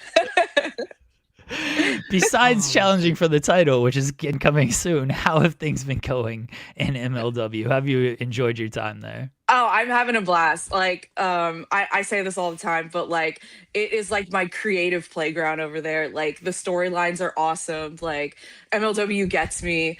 I don't know. I just came in and like, I swear Court just understood my character immediately. So yeah, it's been a great time. I don't know if this has been spoiled yet, but I've heard that you signed with MLW. So what went into going with them, as far as like signing with MLW? What made the decision easy besides them knowing your character so well? I mean, it was just a no-brainer to me. Like, I had already agreed to a bunch of dates throughout the year, and putting pen to paper just shows like my commitment to them. And yeah, it's my favorite place to work right now, so it was just a no-brainer. You did get your match against Priscilla Kelly. That did air, right? I'm yes. Not okay. That was at the Don Gatto event. Yeah. Okay. Yep, you're correct. All right. Sean messaged me. He's like, "You're forgiven." I was like, "Oh my god, I'm gonna get in so much trouble." Not a casket match though. Last time we had you on, you were talking about potentially doing a casket match. Oh my god. there. Okay, yeah, update on that. Yes. No one gave me a freaking casket. What the heck? I was pitching every place in October to give me a casket, and nobody gave me a freaking casket. I'm so pissed. I feel like MLW has to be the one. October, we're getting a casket at MLW for a Shotzi. No one else is allowed a casket. Why are they so cowardly? Not MLW specifically, but all these companies. Why won't they give you a casket? I don't know, because I don't know. Someone else pitched it and then they decided to give it to them. But like, hello.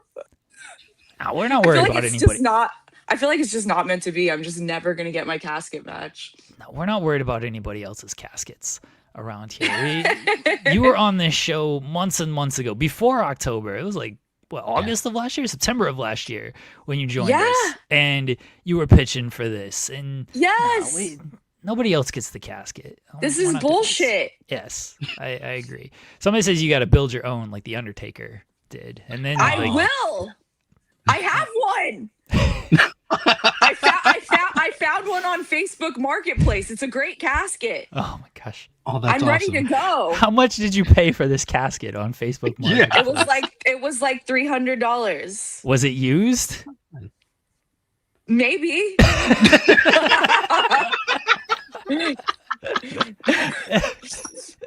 They just put somebody in there and they had Maybe. It's definitely used by a living or dead person. I'm not sure. bring your own casket match is what you have to do here. Yeah. Of course they have caskets on Facebook Marketplace. They have everything. Yep. On Facebook Everything. Marketplace. Everything. I don't it's know why we wild. gotta wait till. I don't know why we gotta wait till October though. I mean, I understand Halloween and everything, but like, I agree.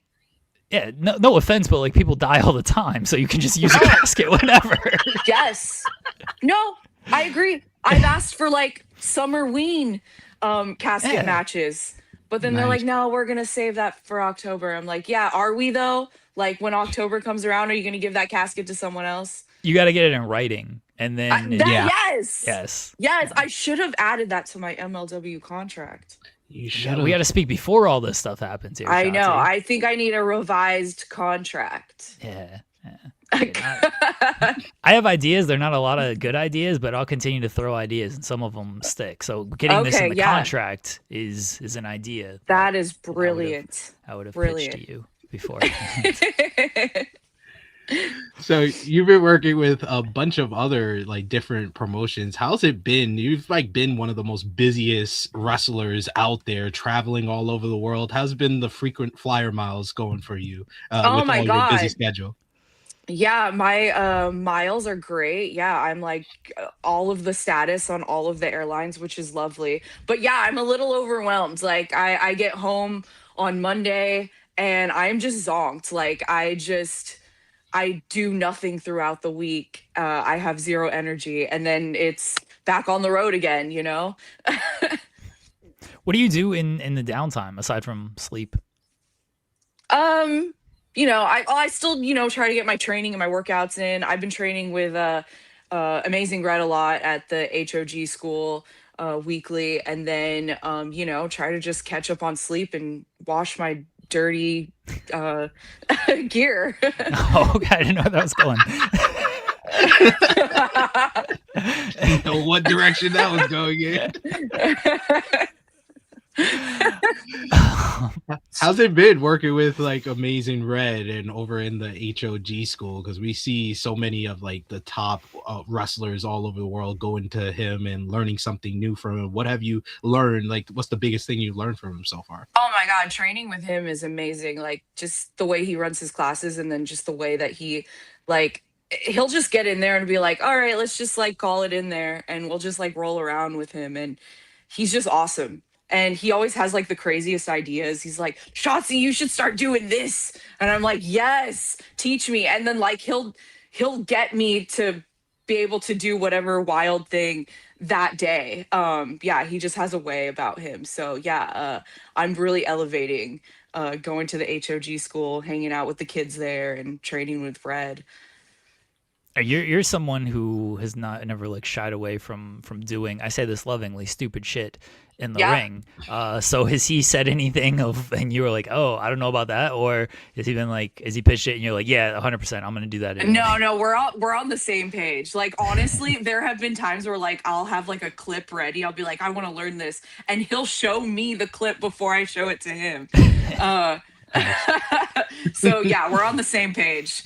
I gotta imagine working with somebody who's just like kind of willing to do anything, and from your perspective, working with somebody who is kind of willing to pitch anything makes things just a lot easier when you're kind of in sync like that.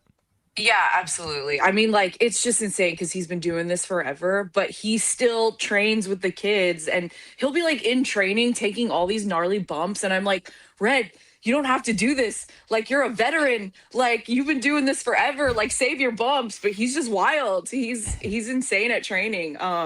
He just will not stop. He moves around like he's like a 20-year-old, you know?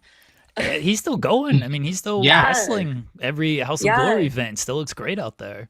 I know. Like, he could have like a whole nother career. Like, he could get signed by a huge company and like be there for another 20 years. He's like Rey Mysterio, where it's like he just looks better and gets better through decade after decade.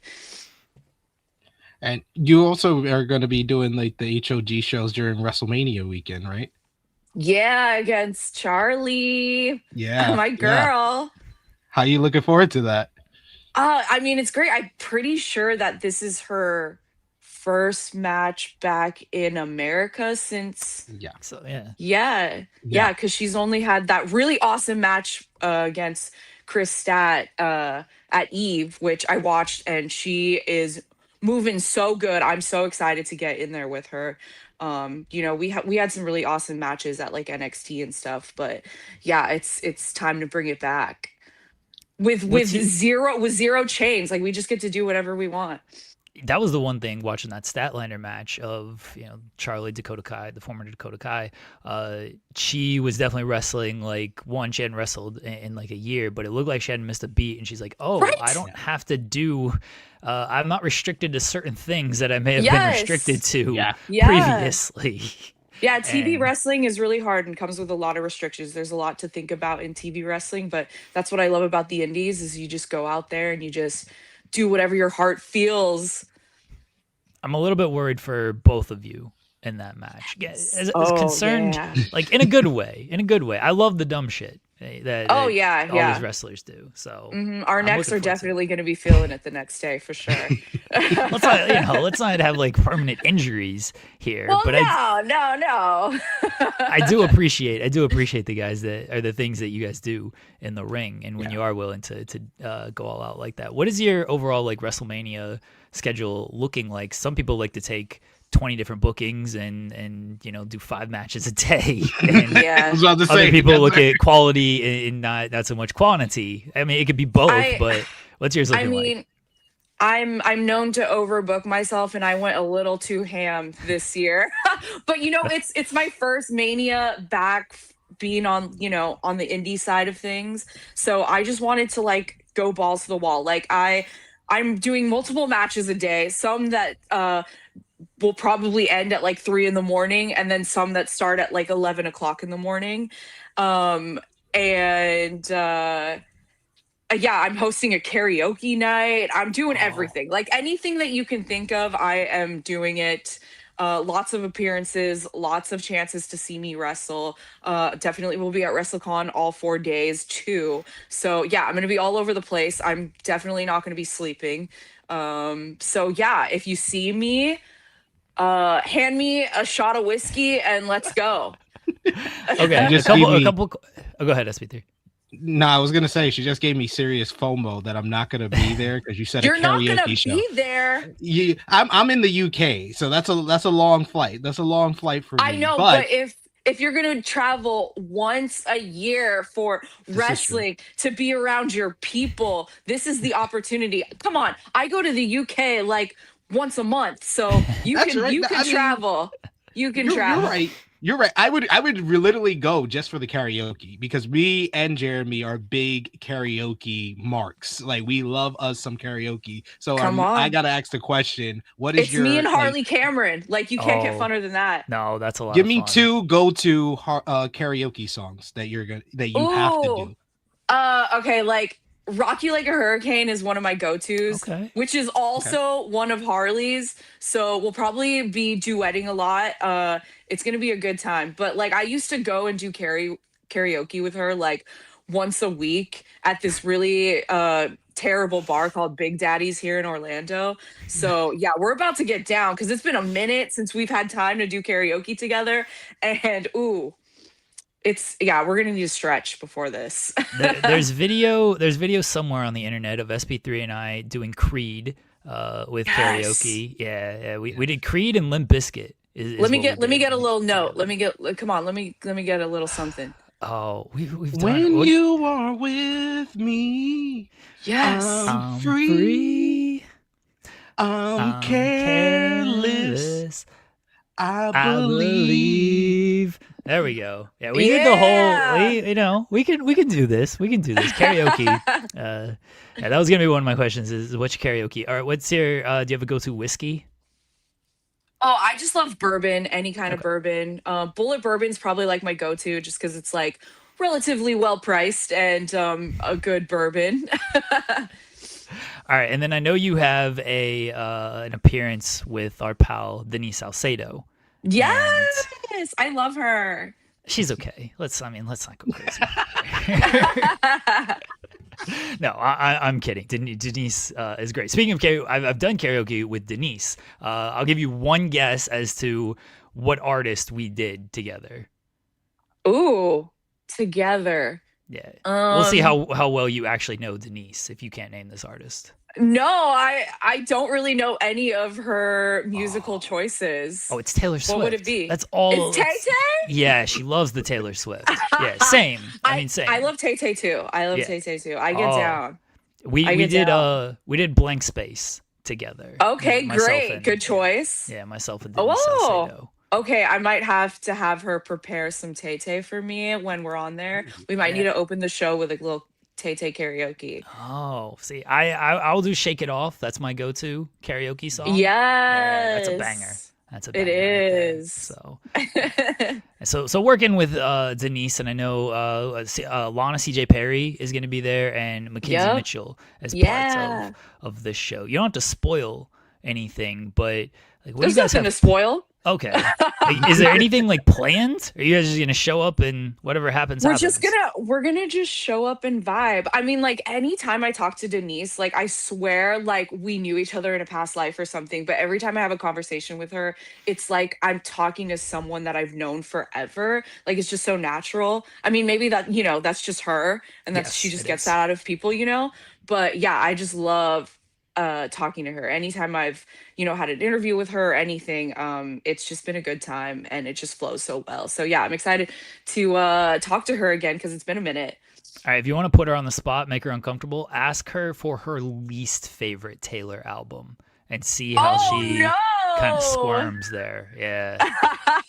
Is it the newest one? I don't know. I truly don't know the answer, and I kind of want to know. So I could probably, message her right now and be like, "What is it?" And maybe she'll give me an answer. But if you put her on the spot in front of like a crowd and everything, then she's got to give a real answer out there. Yeah. What's the ranking? It might be. It's the newest one for me. I don't know about you, but the newest. Yeah, one. same. Me too. I feel the same way. Yeah. There's maybe like one song that I like really vibe with on there, but other than that, I'm not really like I wasn't digging it too much. I don't know. Yeah, but I do love Tay-Tay. Yes. Yeah. I saw a very good tweet of like, if Taylor wrote this, it's not good. If AI wrote this, like, it's okay. If Travis wrote this, it's amazing. So Nice. Hilarious. So you say you got so many bookings outside of like the karaoke and the Charlie matchup. What other matches are you like looking forward to with this busy weekend coming up? So a lot of them have not been announced yet. I feel like the Charlie we've never match spoiled anything on this show before. Yeah, we never spoiled anything. I know.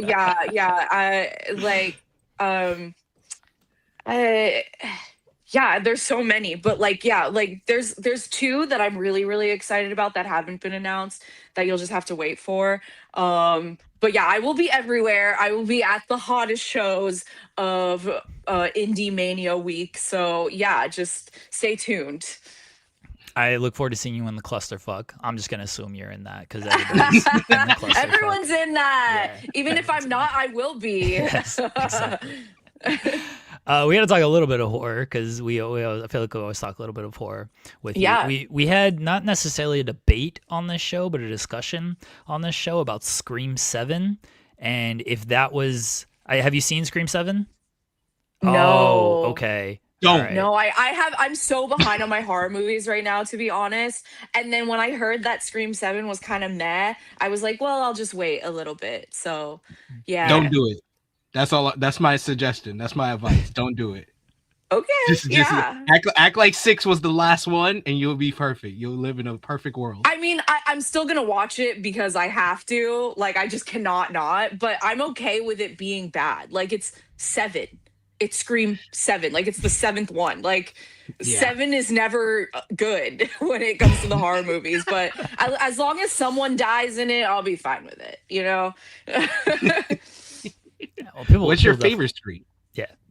My favorite, the first one. Yeah, that's the OG. Yeah, gotta love the OG. Do you have a least favorite? Ooh. Is it about to be 7? It might be. It might be. Yeah, it might be 7. I feel like I already know it's gonna be 7. All right, before 7 though, or is there one like, I don't know about this one? Maybe 3, I guess. Yeah, Nice. like yeah, 3 was kind of meh. All right, Shotzi, before we let you go here, we play the game partner promo punch in the face. I'm going to get you in trouble since I got myself in trouble earlier. I'm going to get you in trouble with people you're going to see at WrestleMania. Okay. And I'm going to do partner, you know how it works. Partner promo punch in the face. I give you 3 names. Pick one to partner, pick one to promo, Yes. pick one to punch. I'm going to give you the former CJ Perry, or the former Lana CJ Perry. Oh my God. I'm going to... I feel like I know where this is going. I was gonna do Mackenzie and Denise, but I like Denise, so I'm gonna take her out. I am gonna put Mackenzie in there, and I'm gonna go Harley Cameron since you mentioned doing karaoke with her. Oh, So damn. Okay. that's your partner promo punch in the face. I'm sorry, Mackenzie. That's nothing personal. But okay, so like, first of all, back in the day, I always thought that Lana had the best promo. Like CJ Perry was killing it. Like I was always such a huge fan of hers. So yeah, to cut a promo against her, especially back in like her, Russian days, that would have been a dream for me. And then, oh my God, I got a partner with Harley Cameron. That's my boo. Like, she's my singing buddy. We've done music videos together. Like, that's my girl. And just because of the 2 that you gave me, unfortunately, I do really love Mackenzie. I've had some great interviews with her. She's always been like awesome. She was there from the beginning of my NXT days. But I gotta knock her out. You're punching the person who has the least wrestling experience out here, Shotzi. I know, that's messed up. I know, she's like, I'm just an interviewer. Like, why are you punching me? Like, she's like, hey, Shotzi, how was your match? Exactly. Don't talk to me, Mackenzie. Just kidding. I love you, Mackenzie. I think you're such a babe. Thank you so much for joining us today, Shotzi. Let everybody know where they can find you at. Well, hey, if you're in Charleston or in the area, come see me at MLW's Fantastica Mania. We're teaming up with CMLL, New Japan, and it's gonna be a wild time. Danny McBride lives over there, so maybe he'll show up again. So yeah, come see me then. It's MLW and CMLL Fantastica Mania. That is on, and New Japan as well. That's on April 12th in Charleston, South Carolina. And then we have MLW in Chattanooga on May 9th as well. So get your tickets for both of those events. Tickets are $20, I believe. $20? Yeah. Yes. Very, very good price. MLW is all about, making it accessible to everyone, the opposite of TKO. So yeah, Hey. And tickets actually start at $10 for the Fantastica Mania show. So even better. Come to MLW shows. This is where it's at, y'all. We We're appreciate having a good you. time over here. We appreciate you, Shotzi. Take care, and thank you again Shotzi. for joining us. Thank you. Bye, guys. Bye. That is great, Shotzi Blackheart. She's fantastic. I love Shotzi. I think I got myself in a little bit of trouble there. I thought it had aired. I was like, this definitely happened, right? I was trying my best. That's Done Emi. my best to hold my composure when you did that. I was like, Fortunately, again, I got a message from MLWPR. He's like, you are forgiven. I was like, oh, I'm so sorry. I was like, I'm so sorry. We have, Hey, we have a you very recovered. good. We got a great combo. We got to Yeah, find out about karaoke. That's always Yes. our favorite topic to talk about. Yes, I was gonna add, like she brought that up, the stuff with Harley. I was gonna actually just ask that because I was gonna bring up the show with Denise, and so I was gonna be like, what else you kind of got going on, and do you do any are you gonna do any like karaoke or stuff? Because like karaoke is just like a easy go to on these kind of parties and everything. So Shotzi's always fun. Yeah, I knew my energy would go up when Shotzi joined us. Like you can't help but to get higher energy when Shotzi is on the show. So she's fantastic. Hopefully we'll have more MLW guests soon. I'll know quickly if how much trouble we're in. It's gonna be like 5 months before we get another MLW guest. proper investigation. Like be like, did this actually happen? Yes or no? Let's eat me, everybody. It's my bad. All right, Monday Night Raw. Back to Monday Night Raw. Hey, SP3, we have a match for Gunther at WrestleMania. He returned. He's back. He's alive. And he's in a matchup with Seth Rollins. And oh my God, that New York crowd were not pleased. They were not pleased. Not just because Gunther is a heel, but because they were it felt like they were expecting Braun Breaker. They were doing the barks, they were roofing for him, and then it was no Braun Breaker. It was Gunther instead, choking him out. I think everybody was expecting Braun Breaker because that was sort of the rumor out there. Yeah. So we have a special guest. We have a surprise appearance now. I assume to talk more about Mania Week here. From FSW, Joe DeFalco. Joe, how you doing? Good. I looked at the clock. I said 8:45. I might as well see if I can get on. Yeah, we're here for a little while longer. Well, what's going on in your world there? Well, we got the two big shows coming up, the Mecca, and pretty much tickets and front rows almost sold out. But we got pretty much the entire card ready to put out, and I figure I'll give you guys kind of the exclusive. Yeah, what's going on? Sounds all good. Right, so we got Killer Cross versus Zilla Fatu, which is looking like it might be one of the biggest independent matches of the week for sure. We just added Brian Cage versus Gringo Loco versus Resplendor. I guess he's the hot new lucha guy that they're calling the new commander. So we're fortunate to get him. We got Jonathan Gresham against TJP. We're doing a Future Stars Scramble. So we're going to use some of the younger talent, the guys that we got, Jimmy House, who just got ID'd from Dustin Rhodes' school.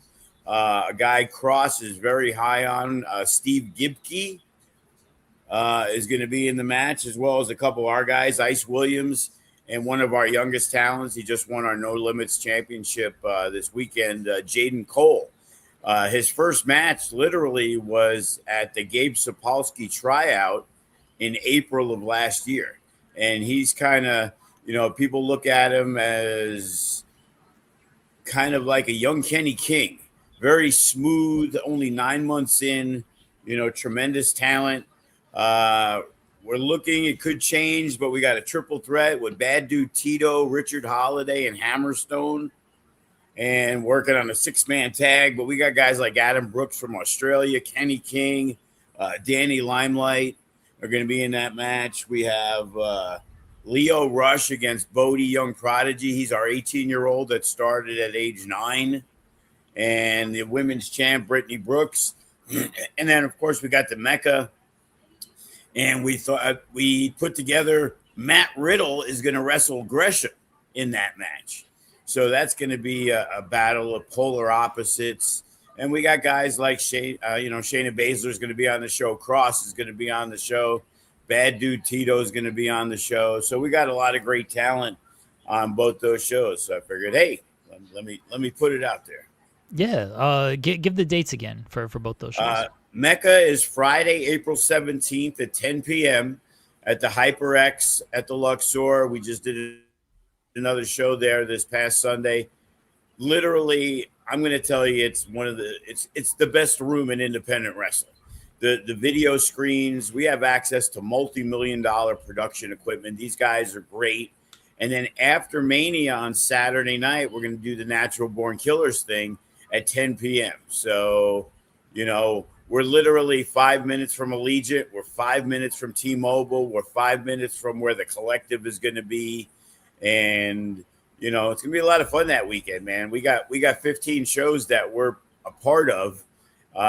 9 are going to be at the FSW Arena.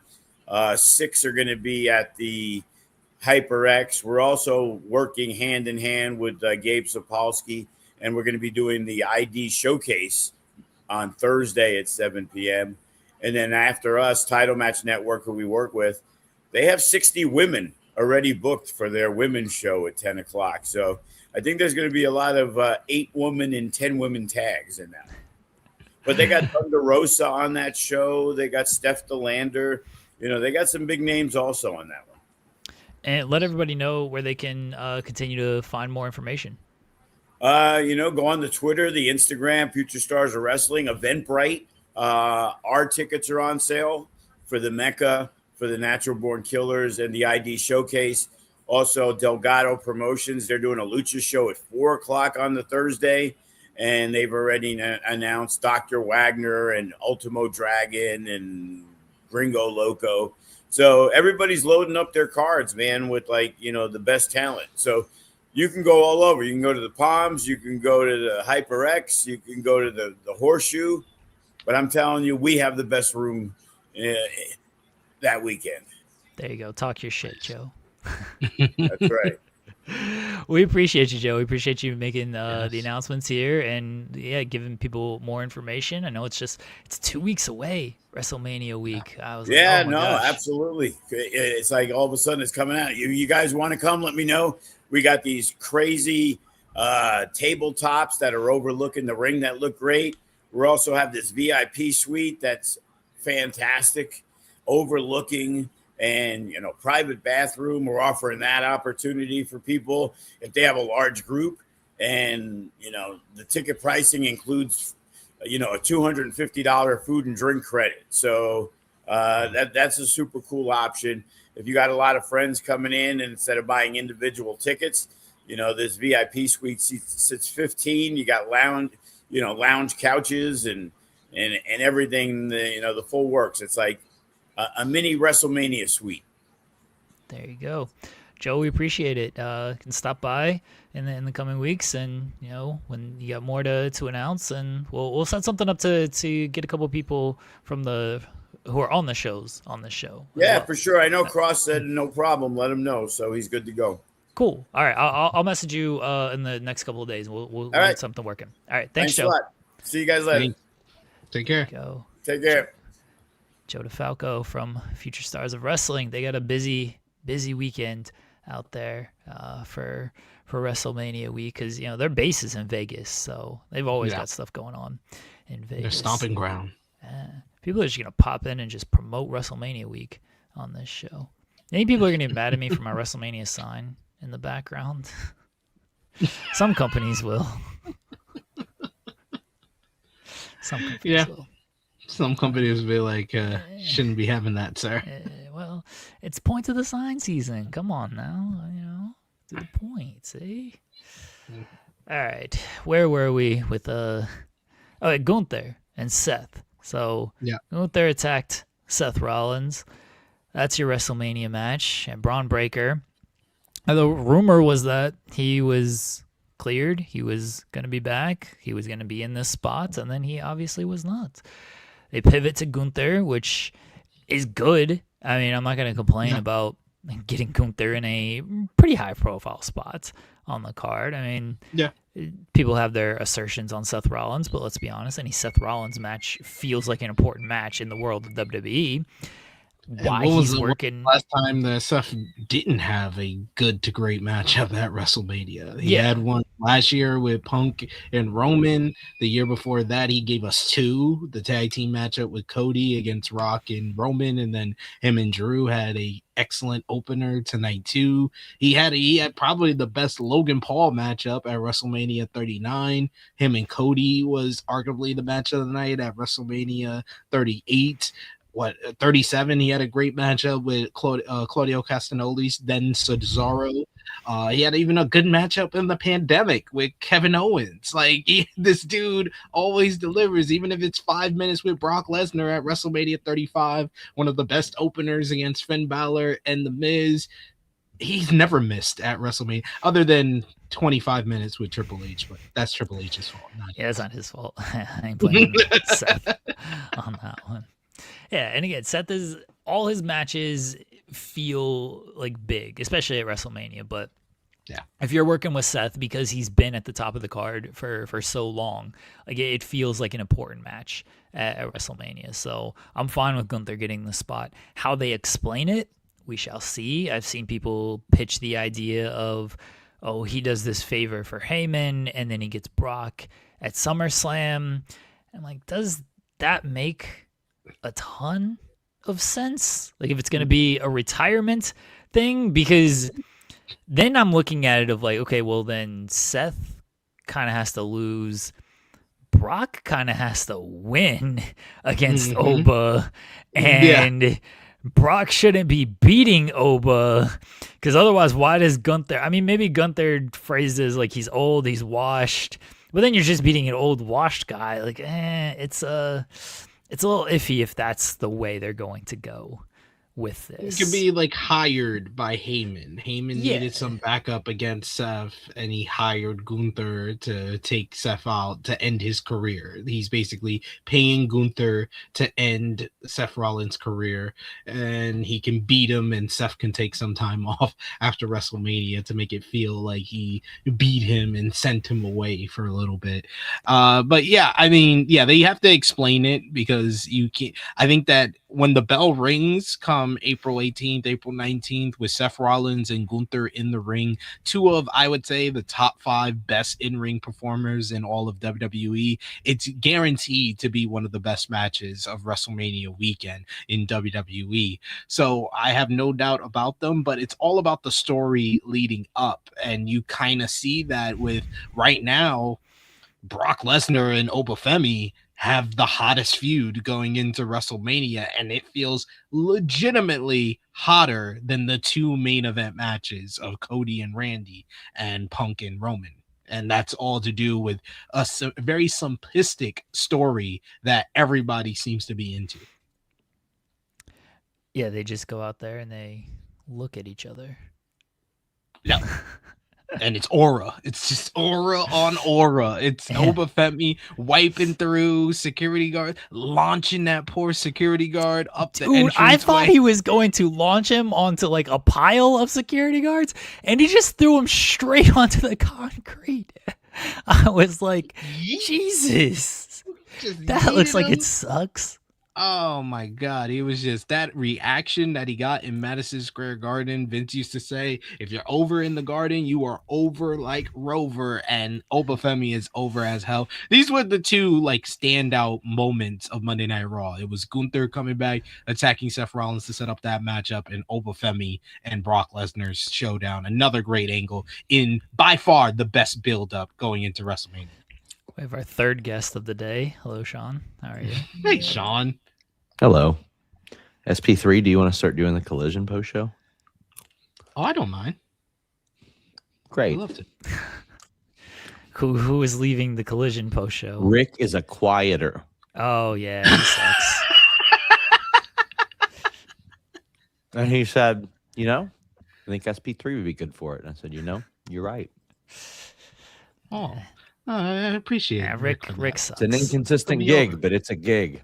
The post show's on Thursday. The post show's on Thursday this week because Collision's on Thursday. Yeah, that's true. That's a thing. True. I don't know if you guys are doing a post show because Impact is allegedly on Thursday. So the funny thing was Rick, lovely guy. He said, no.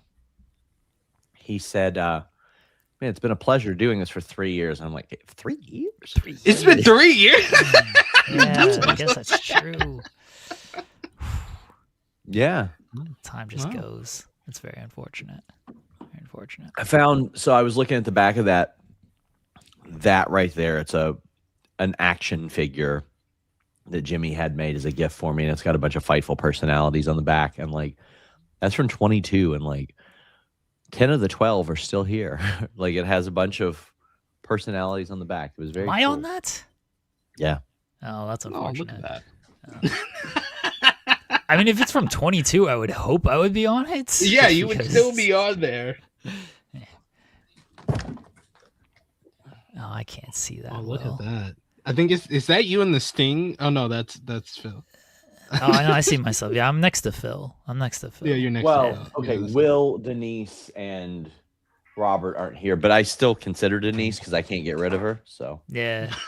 I tried to get Shotzi to punch her in the face, but I was going to be nice to Denise. So Oh, you're so nice. I didn't do that. Nice. Instead, she's going to punch Mackenzie Mitchell in the face. I do love stirring shit up like that. Like Emily J, good friend of mine. She's like a little sister to me.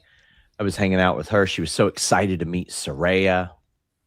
And I messaged Saraya and I said, "Why are you not at your booth? Are you taking a giant shit on the clock?"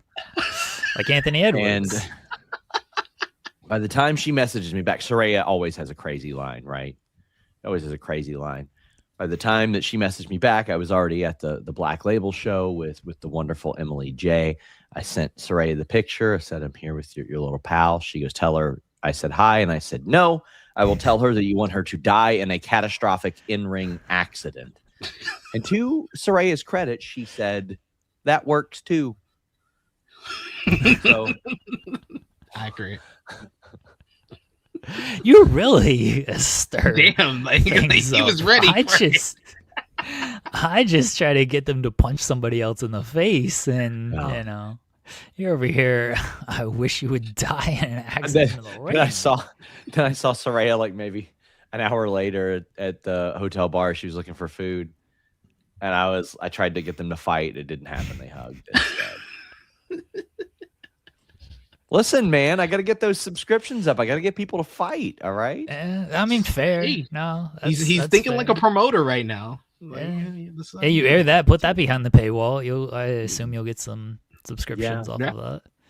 No, seems about right. AEW. Then he can report about it. Former WWE champion punches independent wrestler. Up and coming wrestler, young wrestler. Yeah, for sure. That'll go over well. You know?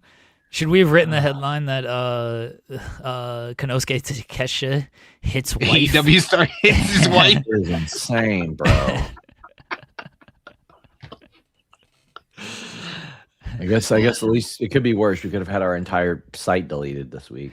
Yeah, I saw that. Yeah, that's Whoa. things are certainly happening, and as usual, in the Taking world of supplements, by the way, guys. They're not drugs. I'm not popping pillies over here. Well, you'll be accused of it anyway. Yeah, to clarify. I think I've heard that one before. Want to know what's funny? You want to know something petty I did this week, and I don't even care? I respect it. You know that. Yeah. Same. So, everybody tries to spread the Coke clip where literally 1 second later you see the tissue in the background, and I was like, "What? Wait a second! I own that footage. That's my footage that I have the copyrights to."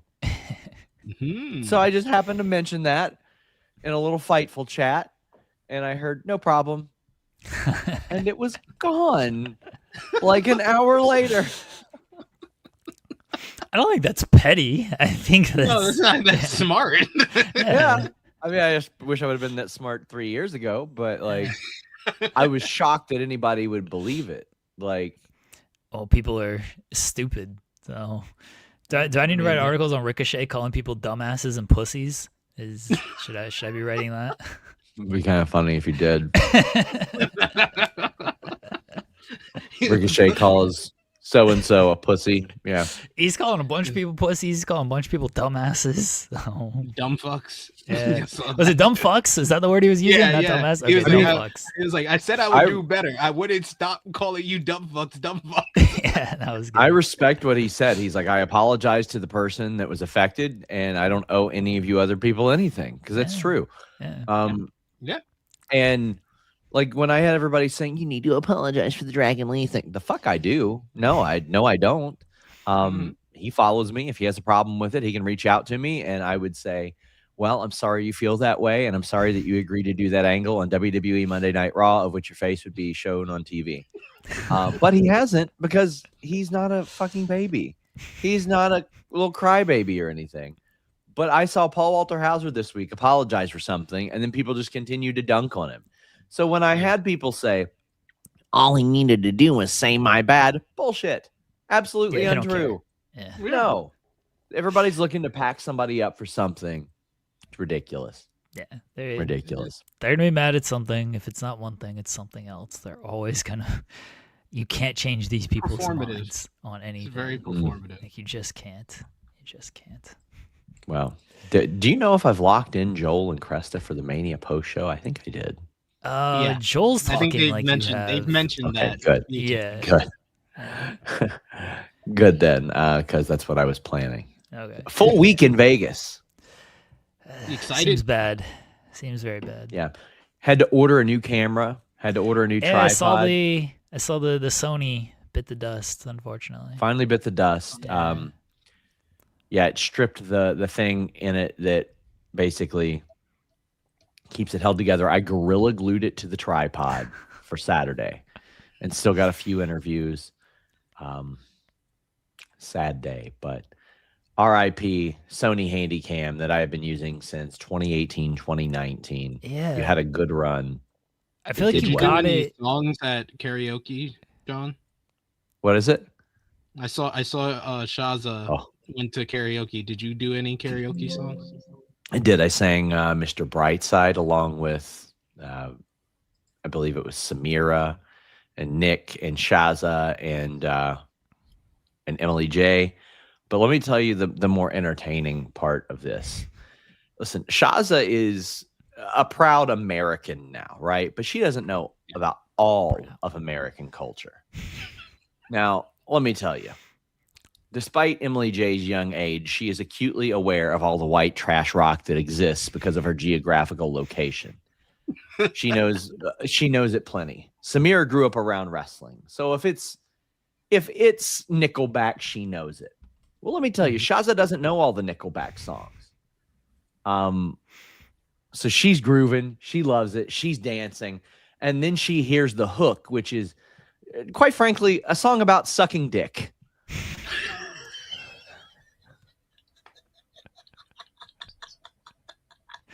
What Nickelback song? Something in your mouth. Oh. You're like, oh yeah, oh of course that Okay, one. yeah. Yeah, of course that one. That hit. That wasn't like one of their, that wasn't getting radio play. I don't think. Yes, like it was. Was it?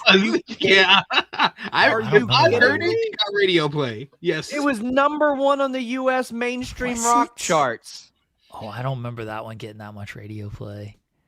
It even hit the top 100 on the Billboard Hot 100. It Oh. charted. Yes, it definitely did. And I believe you. Shaza I just don't remember discovered hearing this- that one. Oh, So- bless Shaza. The poor Let's innocent just Shaza. in Nickelback. The actual line is, "You look so much cuter with something in your mouth." And I just went to the Wikipedia. And you listen, man. Nobody can tell me that I take my job too seriously when this is an honest review of this song. Christopher Rosa of VH1 wrote, "Okay, Nickelback. So women are more appealing to you when they can't talk? That's what you're saying right now? If not, please offer an explanation. I'd love to hear it." End quote. Christopher Rosa, I don't think that's what they were saying. You're ripping Maybe up the it dance is. floor, honey. You naughty woman. You shake your ass around for everyone. I love the way you dance with anybody, the way you swing, and tease them all by sucking on your thumb. You're so much cooler That's when all? you never pull it out because you look so much cuter with something in your mouth. They're just talking about sucking on thumbs. You guys are perverted. SP3, do you want to read the lyrics to Billy Kidman's theme? Oh, yes. I love that theme. That theme is my jam. Is it your jam? Let's read SP3's it been singing aloud. themes all day, so Yes, I have. I was singing Queendom before you came on here. I did actually Jimmy did a cover of that one time for Fightful. yeah, Pulowski and I did Judas, which was very very fun. Yeah. We used to have fun. And people took us too serious. Yeah. Just go to the boogie part and wait. let's hear this verse. What do you want, the verse or you want the hook? I want the verse, buddy. You can run if you want to, No, because you can't no. hide. You want the other one? You can I see you hop don't know who you dealing with. That's where we start. I see you don't know who you're dealing with, but I don't have it all. I'm a lunatic. Cause see, society, they labeled me a threat, but I'm just getting started. I'm not even finished yet. Look me in my eyes. I can see your thoughts, all your ups and downs, all your little faults. Keep Here we go. acting tough. It's gonna get creepy. All of a sudden, you're starting to feel sleepy. Holy shit. Billy Kidman's murdering people. I respect Keep it. going. But in these streets, when you doze off, you wake up with your clothes off, ashamed, feeling so lost. Whoa, you see my crew, you know my style. Victory is mine. You're going down. I never knew the lyrics till today. I always knew you can run if you wanted to. That's the only part I knew. I respect that they went for murder. Murder, Yeah. buddy. Murder? They roofied. Well, Roofied them and took off their clothes. Brother dropped GHB to a guy he was trying to fight. He's like, but before we fight, do you mind taking this? let's share a drink first.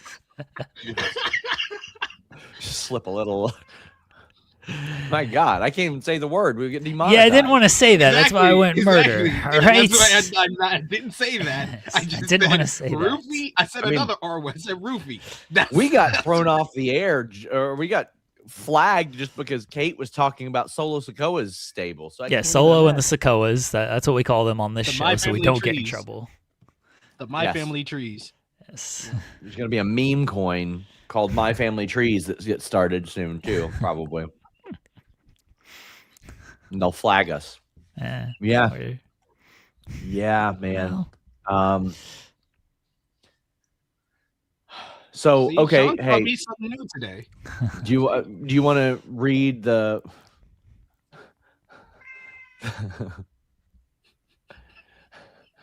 the next verse? Oh no. I think you do. Oh no. You can hop over the fence, run under the bed, get down the block, but you can't hide. You can stay at your friends, sleep in your beds, feel from the sins, but you can't hide. We get it popping, baby. Right. We give it, give it to them, daddy. True. Yo. Now make noise. Yo, make noise. Yo, yeah, make noise. Okay, yeah, now it's When you say it out loud, yeah. This was 2004. Murder would have been better. Was a Yeah. different time. We should have gone with murder. man was just celebrate like. And you know, this is the type of guy like he gets interviewed and he's like, I just write songs about real life experiences, and this is what inspires me. Now it has a whole different kind of connotation to you can run if you wanted to because you can't hide.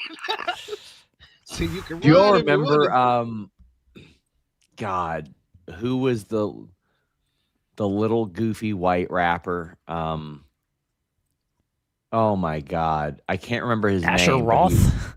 No. Oh. He was like a joke. Asher Roth. He said, "I'm gonna say it again." Oh, it's gonna drive me nuts if I can't figure out who it is. Oh my god! But Lil Dicky. no, Lil I Dicky don't- is a I talented, know. hilarious individual. I actually think like he's fine. Like Not I'm just Lil naming- Peep. No, he was like a moment. Like he was famous for like 2 months, and he did an interview with DJ Vlad. oh boy. Oh my god! And he rapped about all kinds of crazy shit. And DJ Vlad was like, "So have you ever been locked up?" He's like, "No, some of my friends." And he's like, "So what are you rapping about?" He's like, "I just make shit up. Like, what are you talking about?" He's like, "I'm from Hamilton, Ohio." Millie's? Is it Millie's? No, oh my god, Oh. it's gonna kill me if I can't remember who this kid is. Oh, Jesus Christ. But he was like, I'm not gonna do anything stupid. He's like, I'm making money off this. He's like, I just made all this up. Jesus? Slim Jesus? Jesus. Slim Jesus. Slim Jesus. Okay. Yes. Drill time. is the Yes. song. It was drill time. Yeah. 'Cause it was like 10 years ago or something. It was insane. But Yeah. yeah, DJ Vlad interviewed him and he's like, no, I've never done any of this. What are you talking about? He's like, I think he kept saying, no, I'm straight. I'm good on the drive-bys and going to jail. Yeah, the headline is I like rapping about guns, but I don't live that. Yes. I saw that and I was like, how can you be mad at that? Good for him. Gotta love it. Gotta love it. Wonder whatever happened to him. Let's Google Slim Jesus. Yeah, let's Google what happened to What if See he what gained a lot of happened. weight and he's not Slim Jesus anymore? He's just Jesus. Jesus. He's only 28. Yeah, He's a not kid, even man. like He was like a teenager No, then. when he was like 18, 17. Jesus. Still slim as of 2021. This is Oh, he 7 months posted- ago. Whatever happened to Slim Jesus? Wow. He posted on Instagram in January. Looks like he's got a modest apartment. He's showing off a lot of cash. Most people that have cash don't really do that, but Yeah. he's still He's doing like- features. All right. Okay. Oh, okay. Who wants them on his track? I don't know. That's weird. He had a song 5 years ago that did like 800,000 views. I've seen worse. He lost 5 pounds and now he's invisible. It's amazing. That's awesome. Oh man. He's like somewhat geographically local to me.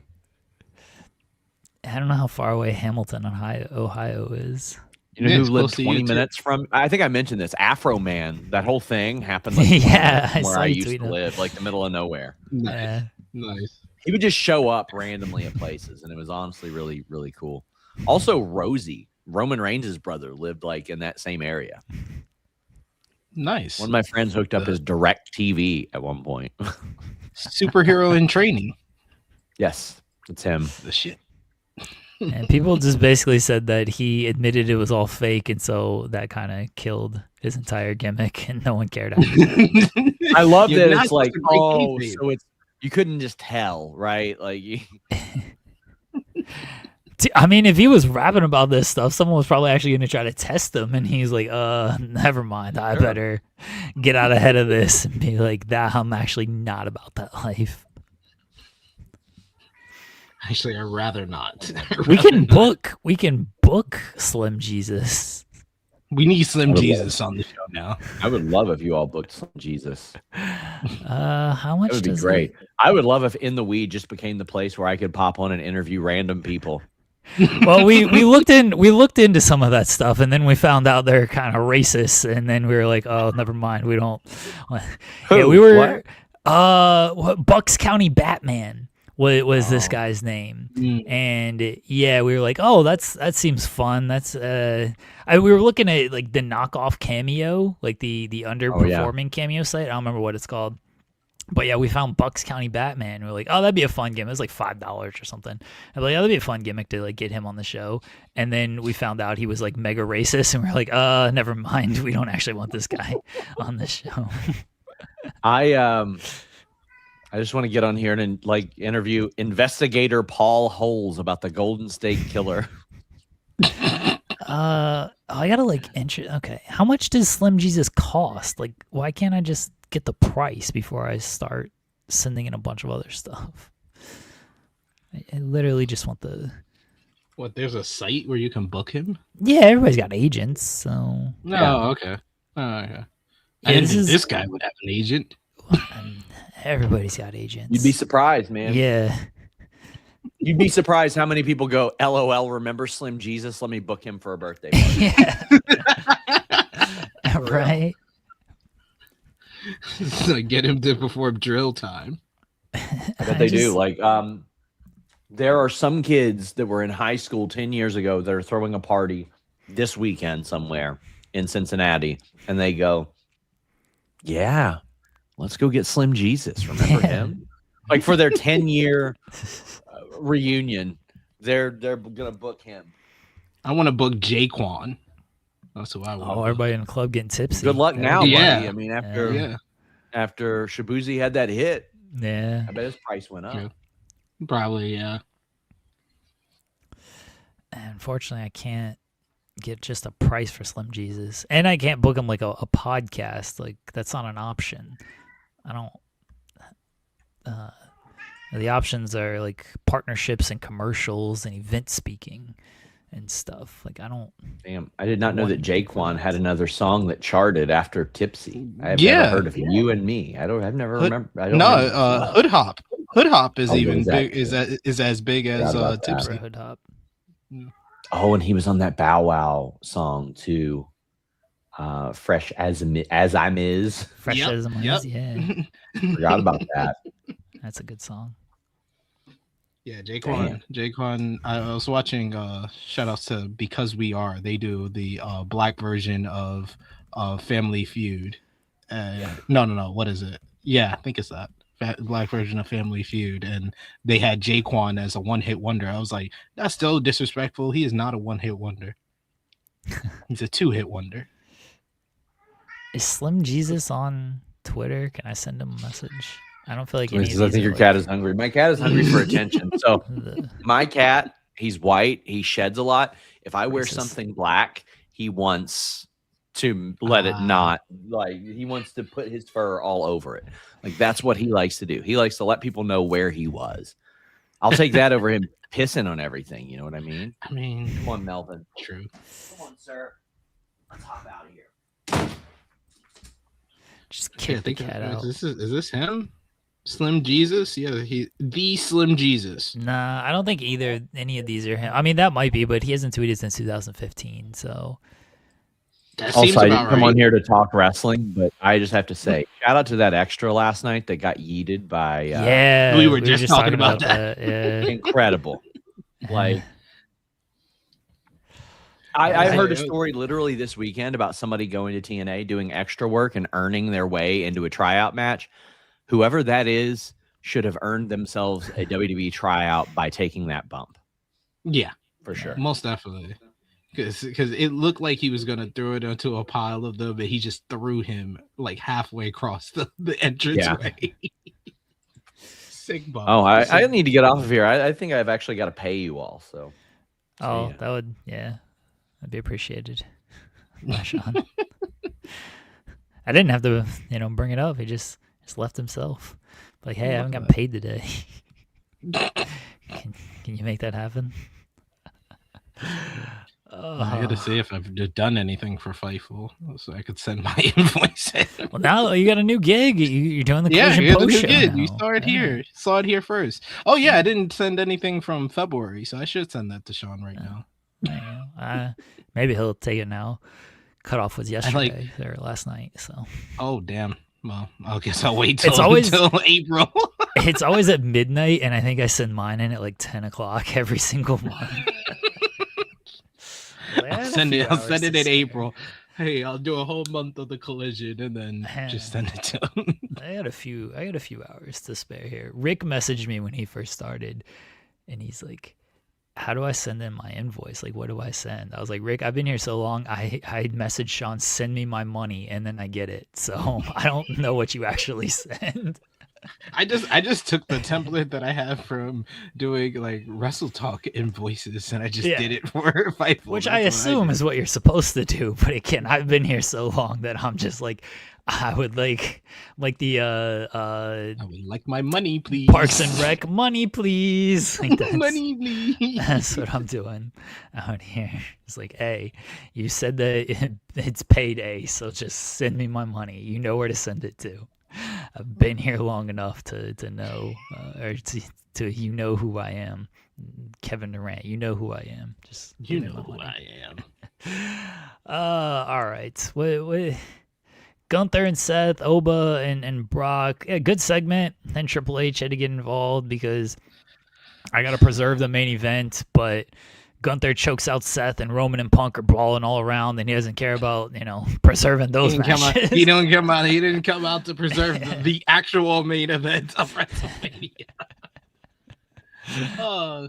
I mean, they were smart to not do another promo segment, so I'll give them that. Yeah. They knew that they couldn't get away with another promo segment, so they just had them get physical, get into a brawl.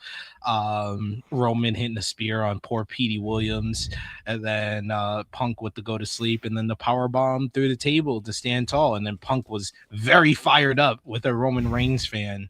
If you've seen the viral I did see video. that. That was very funny. The funnier thing was Punk is sitting there. He's like, Roman Reigns. I was like, this dude does not care at all. It rules. He does not. That shit was hilarious to me when he was doing that. That was funny. And the Vision, new tag team champions. Oh God, on the show. Next. Thanks to I Show Speed. So I guess they're doing a 6-man at WrestleMania. Yep. I was wondering who they were gonna throw in there with the Vision for a 6-man tag. I did not have I Show Speed on my bingo card. Yeah, I Show Speed. All right, sure. I Show LA Vision. Knight's on the card, so people should be happy about that. LA Knight got on the card. That match sucked. Most of the wrestling last night was not good. Like it was really an angle and promo heavy show. Yeah. Like the only great angle was really the Brock and Oba stuff. It wasn't good, but it was hilarious. LA Knight on commentary, just clearly not caring, and he's like talking over Michael Cole. Like, he's trying to like do the ad read and everything. And then he's even talking over him when he's segueing to break, and he's like, "We'll be back with some." LA Knight did not want to be there at all on that commentary thing. He's like, I'm gonna get punched by I Show Speed here at the end of all this. God. Like, this is what you got me doing. By the way, Logan Paul's right hand sucks so bad. It does. He never hits with it. Like, never. Nope. It always looks so awful. Remember when he hit Cena and he missed so bad that they had to reshoot it? Because the original take, if you watch the international feed, they had one angle and one shot of it, and it was so awful. It was awful. And then when you watch the US feed, they reshot the whole scene because it was such a bad punch. Because he comes from one side on the international feed, and then he comes from like the back on the US feed. It's like, oh, you guys had to redo that one because that punch wasn't very good. Last night was so terrible as well. It's like, you were not even close with this thing. Like, yeah, I showed Speed through a better punch than he did. Mm-hmm. Not good. And of course, he gives me every reason to crap on a take or an opinion he has. That women's tag team matchup was not good at all either. It was not good at all either. There was no good wrestling on this show. The only thing that was even close to being good was Penta and Kofi. That's it. Yeah, the crowd. Because the crowd did not care about Irresistible Forces versus Bayley and Myra. They kind of knew what the finish was going to be. Yeah, the crowd hasn't cared about like any of this women's tag team stuff, unfortunately. And part of it is like, oh, so the last two times they did a tag team match ended in a DQ. oh boy, I wonder what's gonna happen here in this women's tag team match. Ended in a DQ, just to set it up, and I didn't think that match was good either. And then I felt bad for Raquel and Io because it wasn't a great match. They were trying, and the crowd again just did not. The crowd did not care at all. They did not care. Like anytime to really any wrestling outside of like the opener got a good response from the crowd, but it just wasn't a good matchup. And then Raquel and Io, they put in some effort, but the crowd could not care less about that. And then you get another interference finish to it. And every matchup on the show had some sort of third party that's not in the matchup getting involved in it. And with these matches, like opening match aside, although the crowd likes the Usos, but I don't really care about the Vision. But they didn't like that new theme song. No, that theme sucks. What are we doing? And then he did the running back, and they're like, no. They killed everything great about Jey Uso.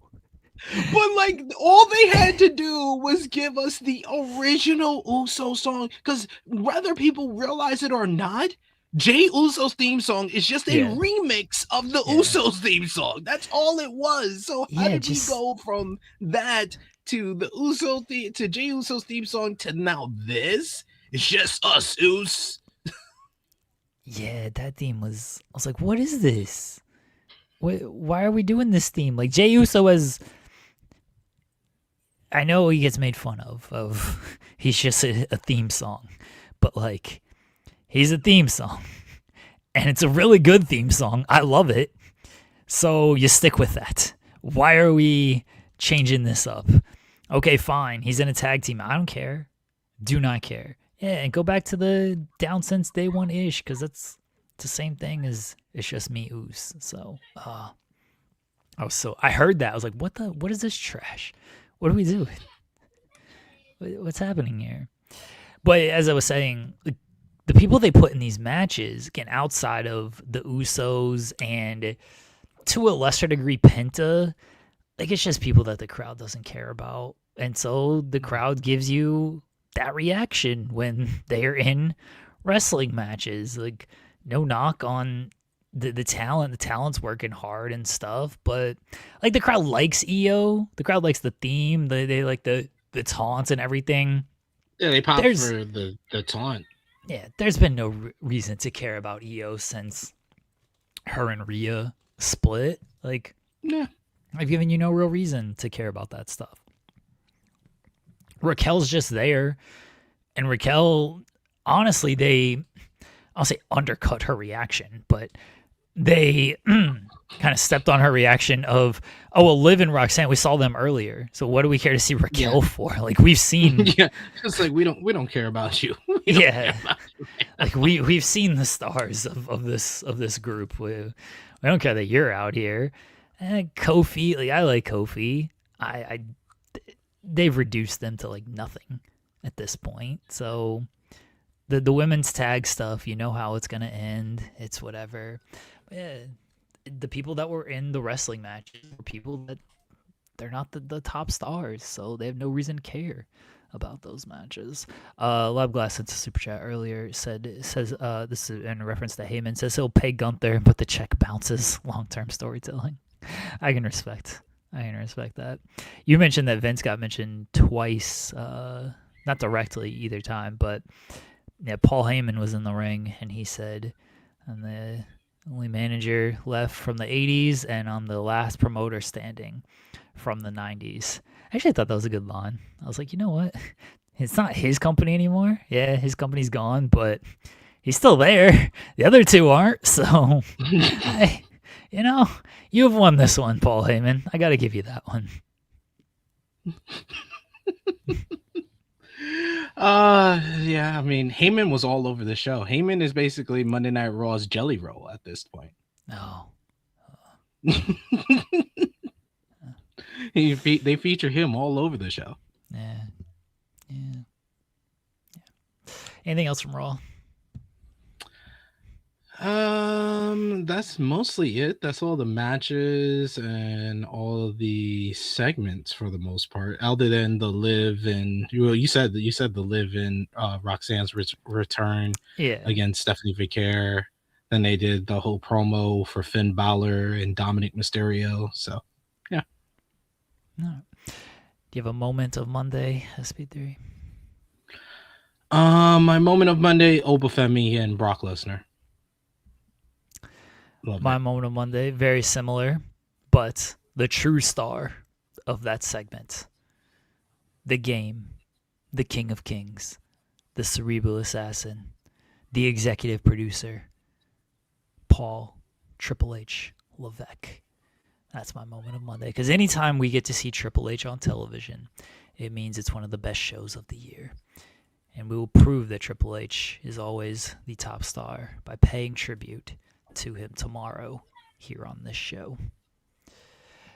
No poll question today because I just don't think Joel did one. He's a coward, cowardly.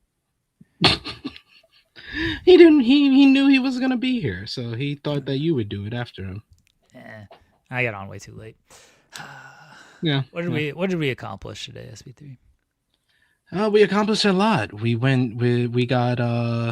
talked to Shotzi today. We talked about Monday Night Raw. We looked up Slim Jesus and we read the lyrics to Billy Kidman's awful song about things that we were not supposed to talk about on this show. I'm gonna clip that and it's gonna be something. It's gonna be something.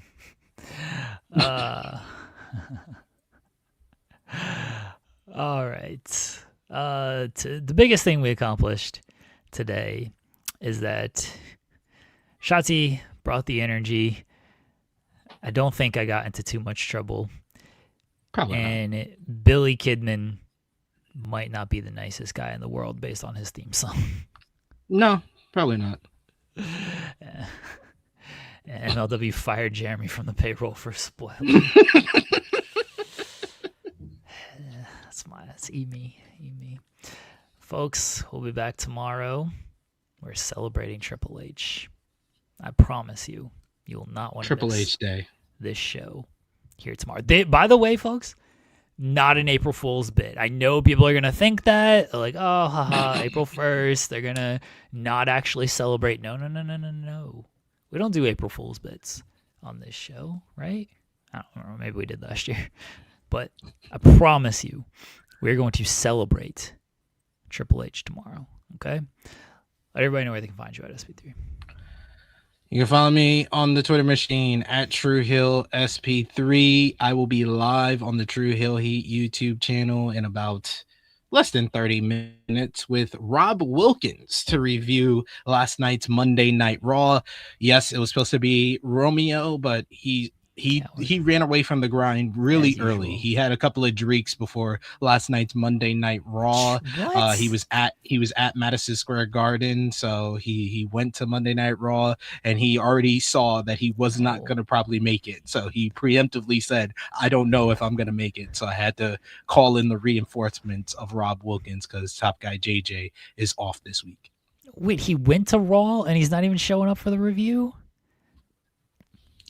Yep. Romeo. Running from the grind as usual. We'll be back tomorrow, folks, 10 a.m. Eastern, right here on this channel. I will be here. Joel will be here allegedly. SP3 might show up. I'm inviting everybody. If you have the link to this show and you're listening to this right now, I'm inviting you to show up and celebrate Triple H Day with us tomorrow. It's going to be one of the greatest days in the Weeds history. All right, everyone. Yes. Appreciate everybody. Appreciate the super chats, the support, the love. We'll talk to y'all tomorrow. Bye, everyone.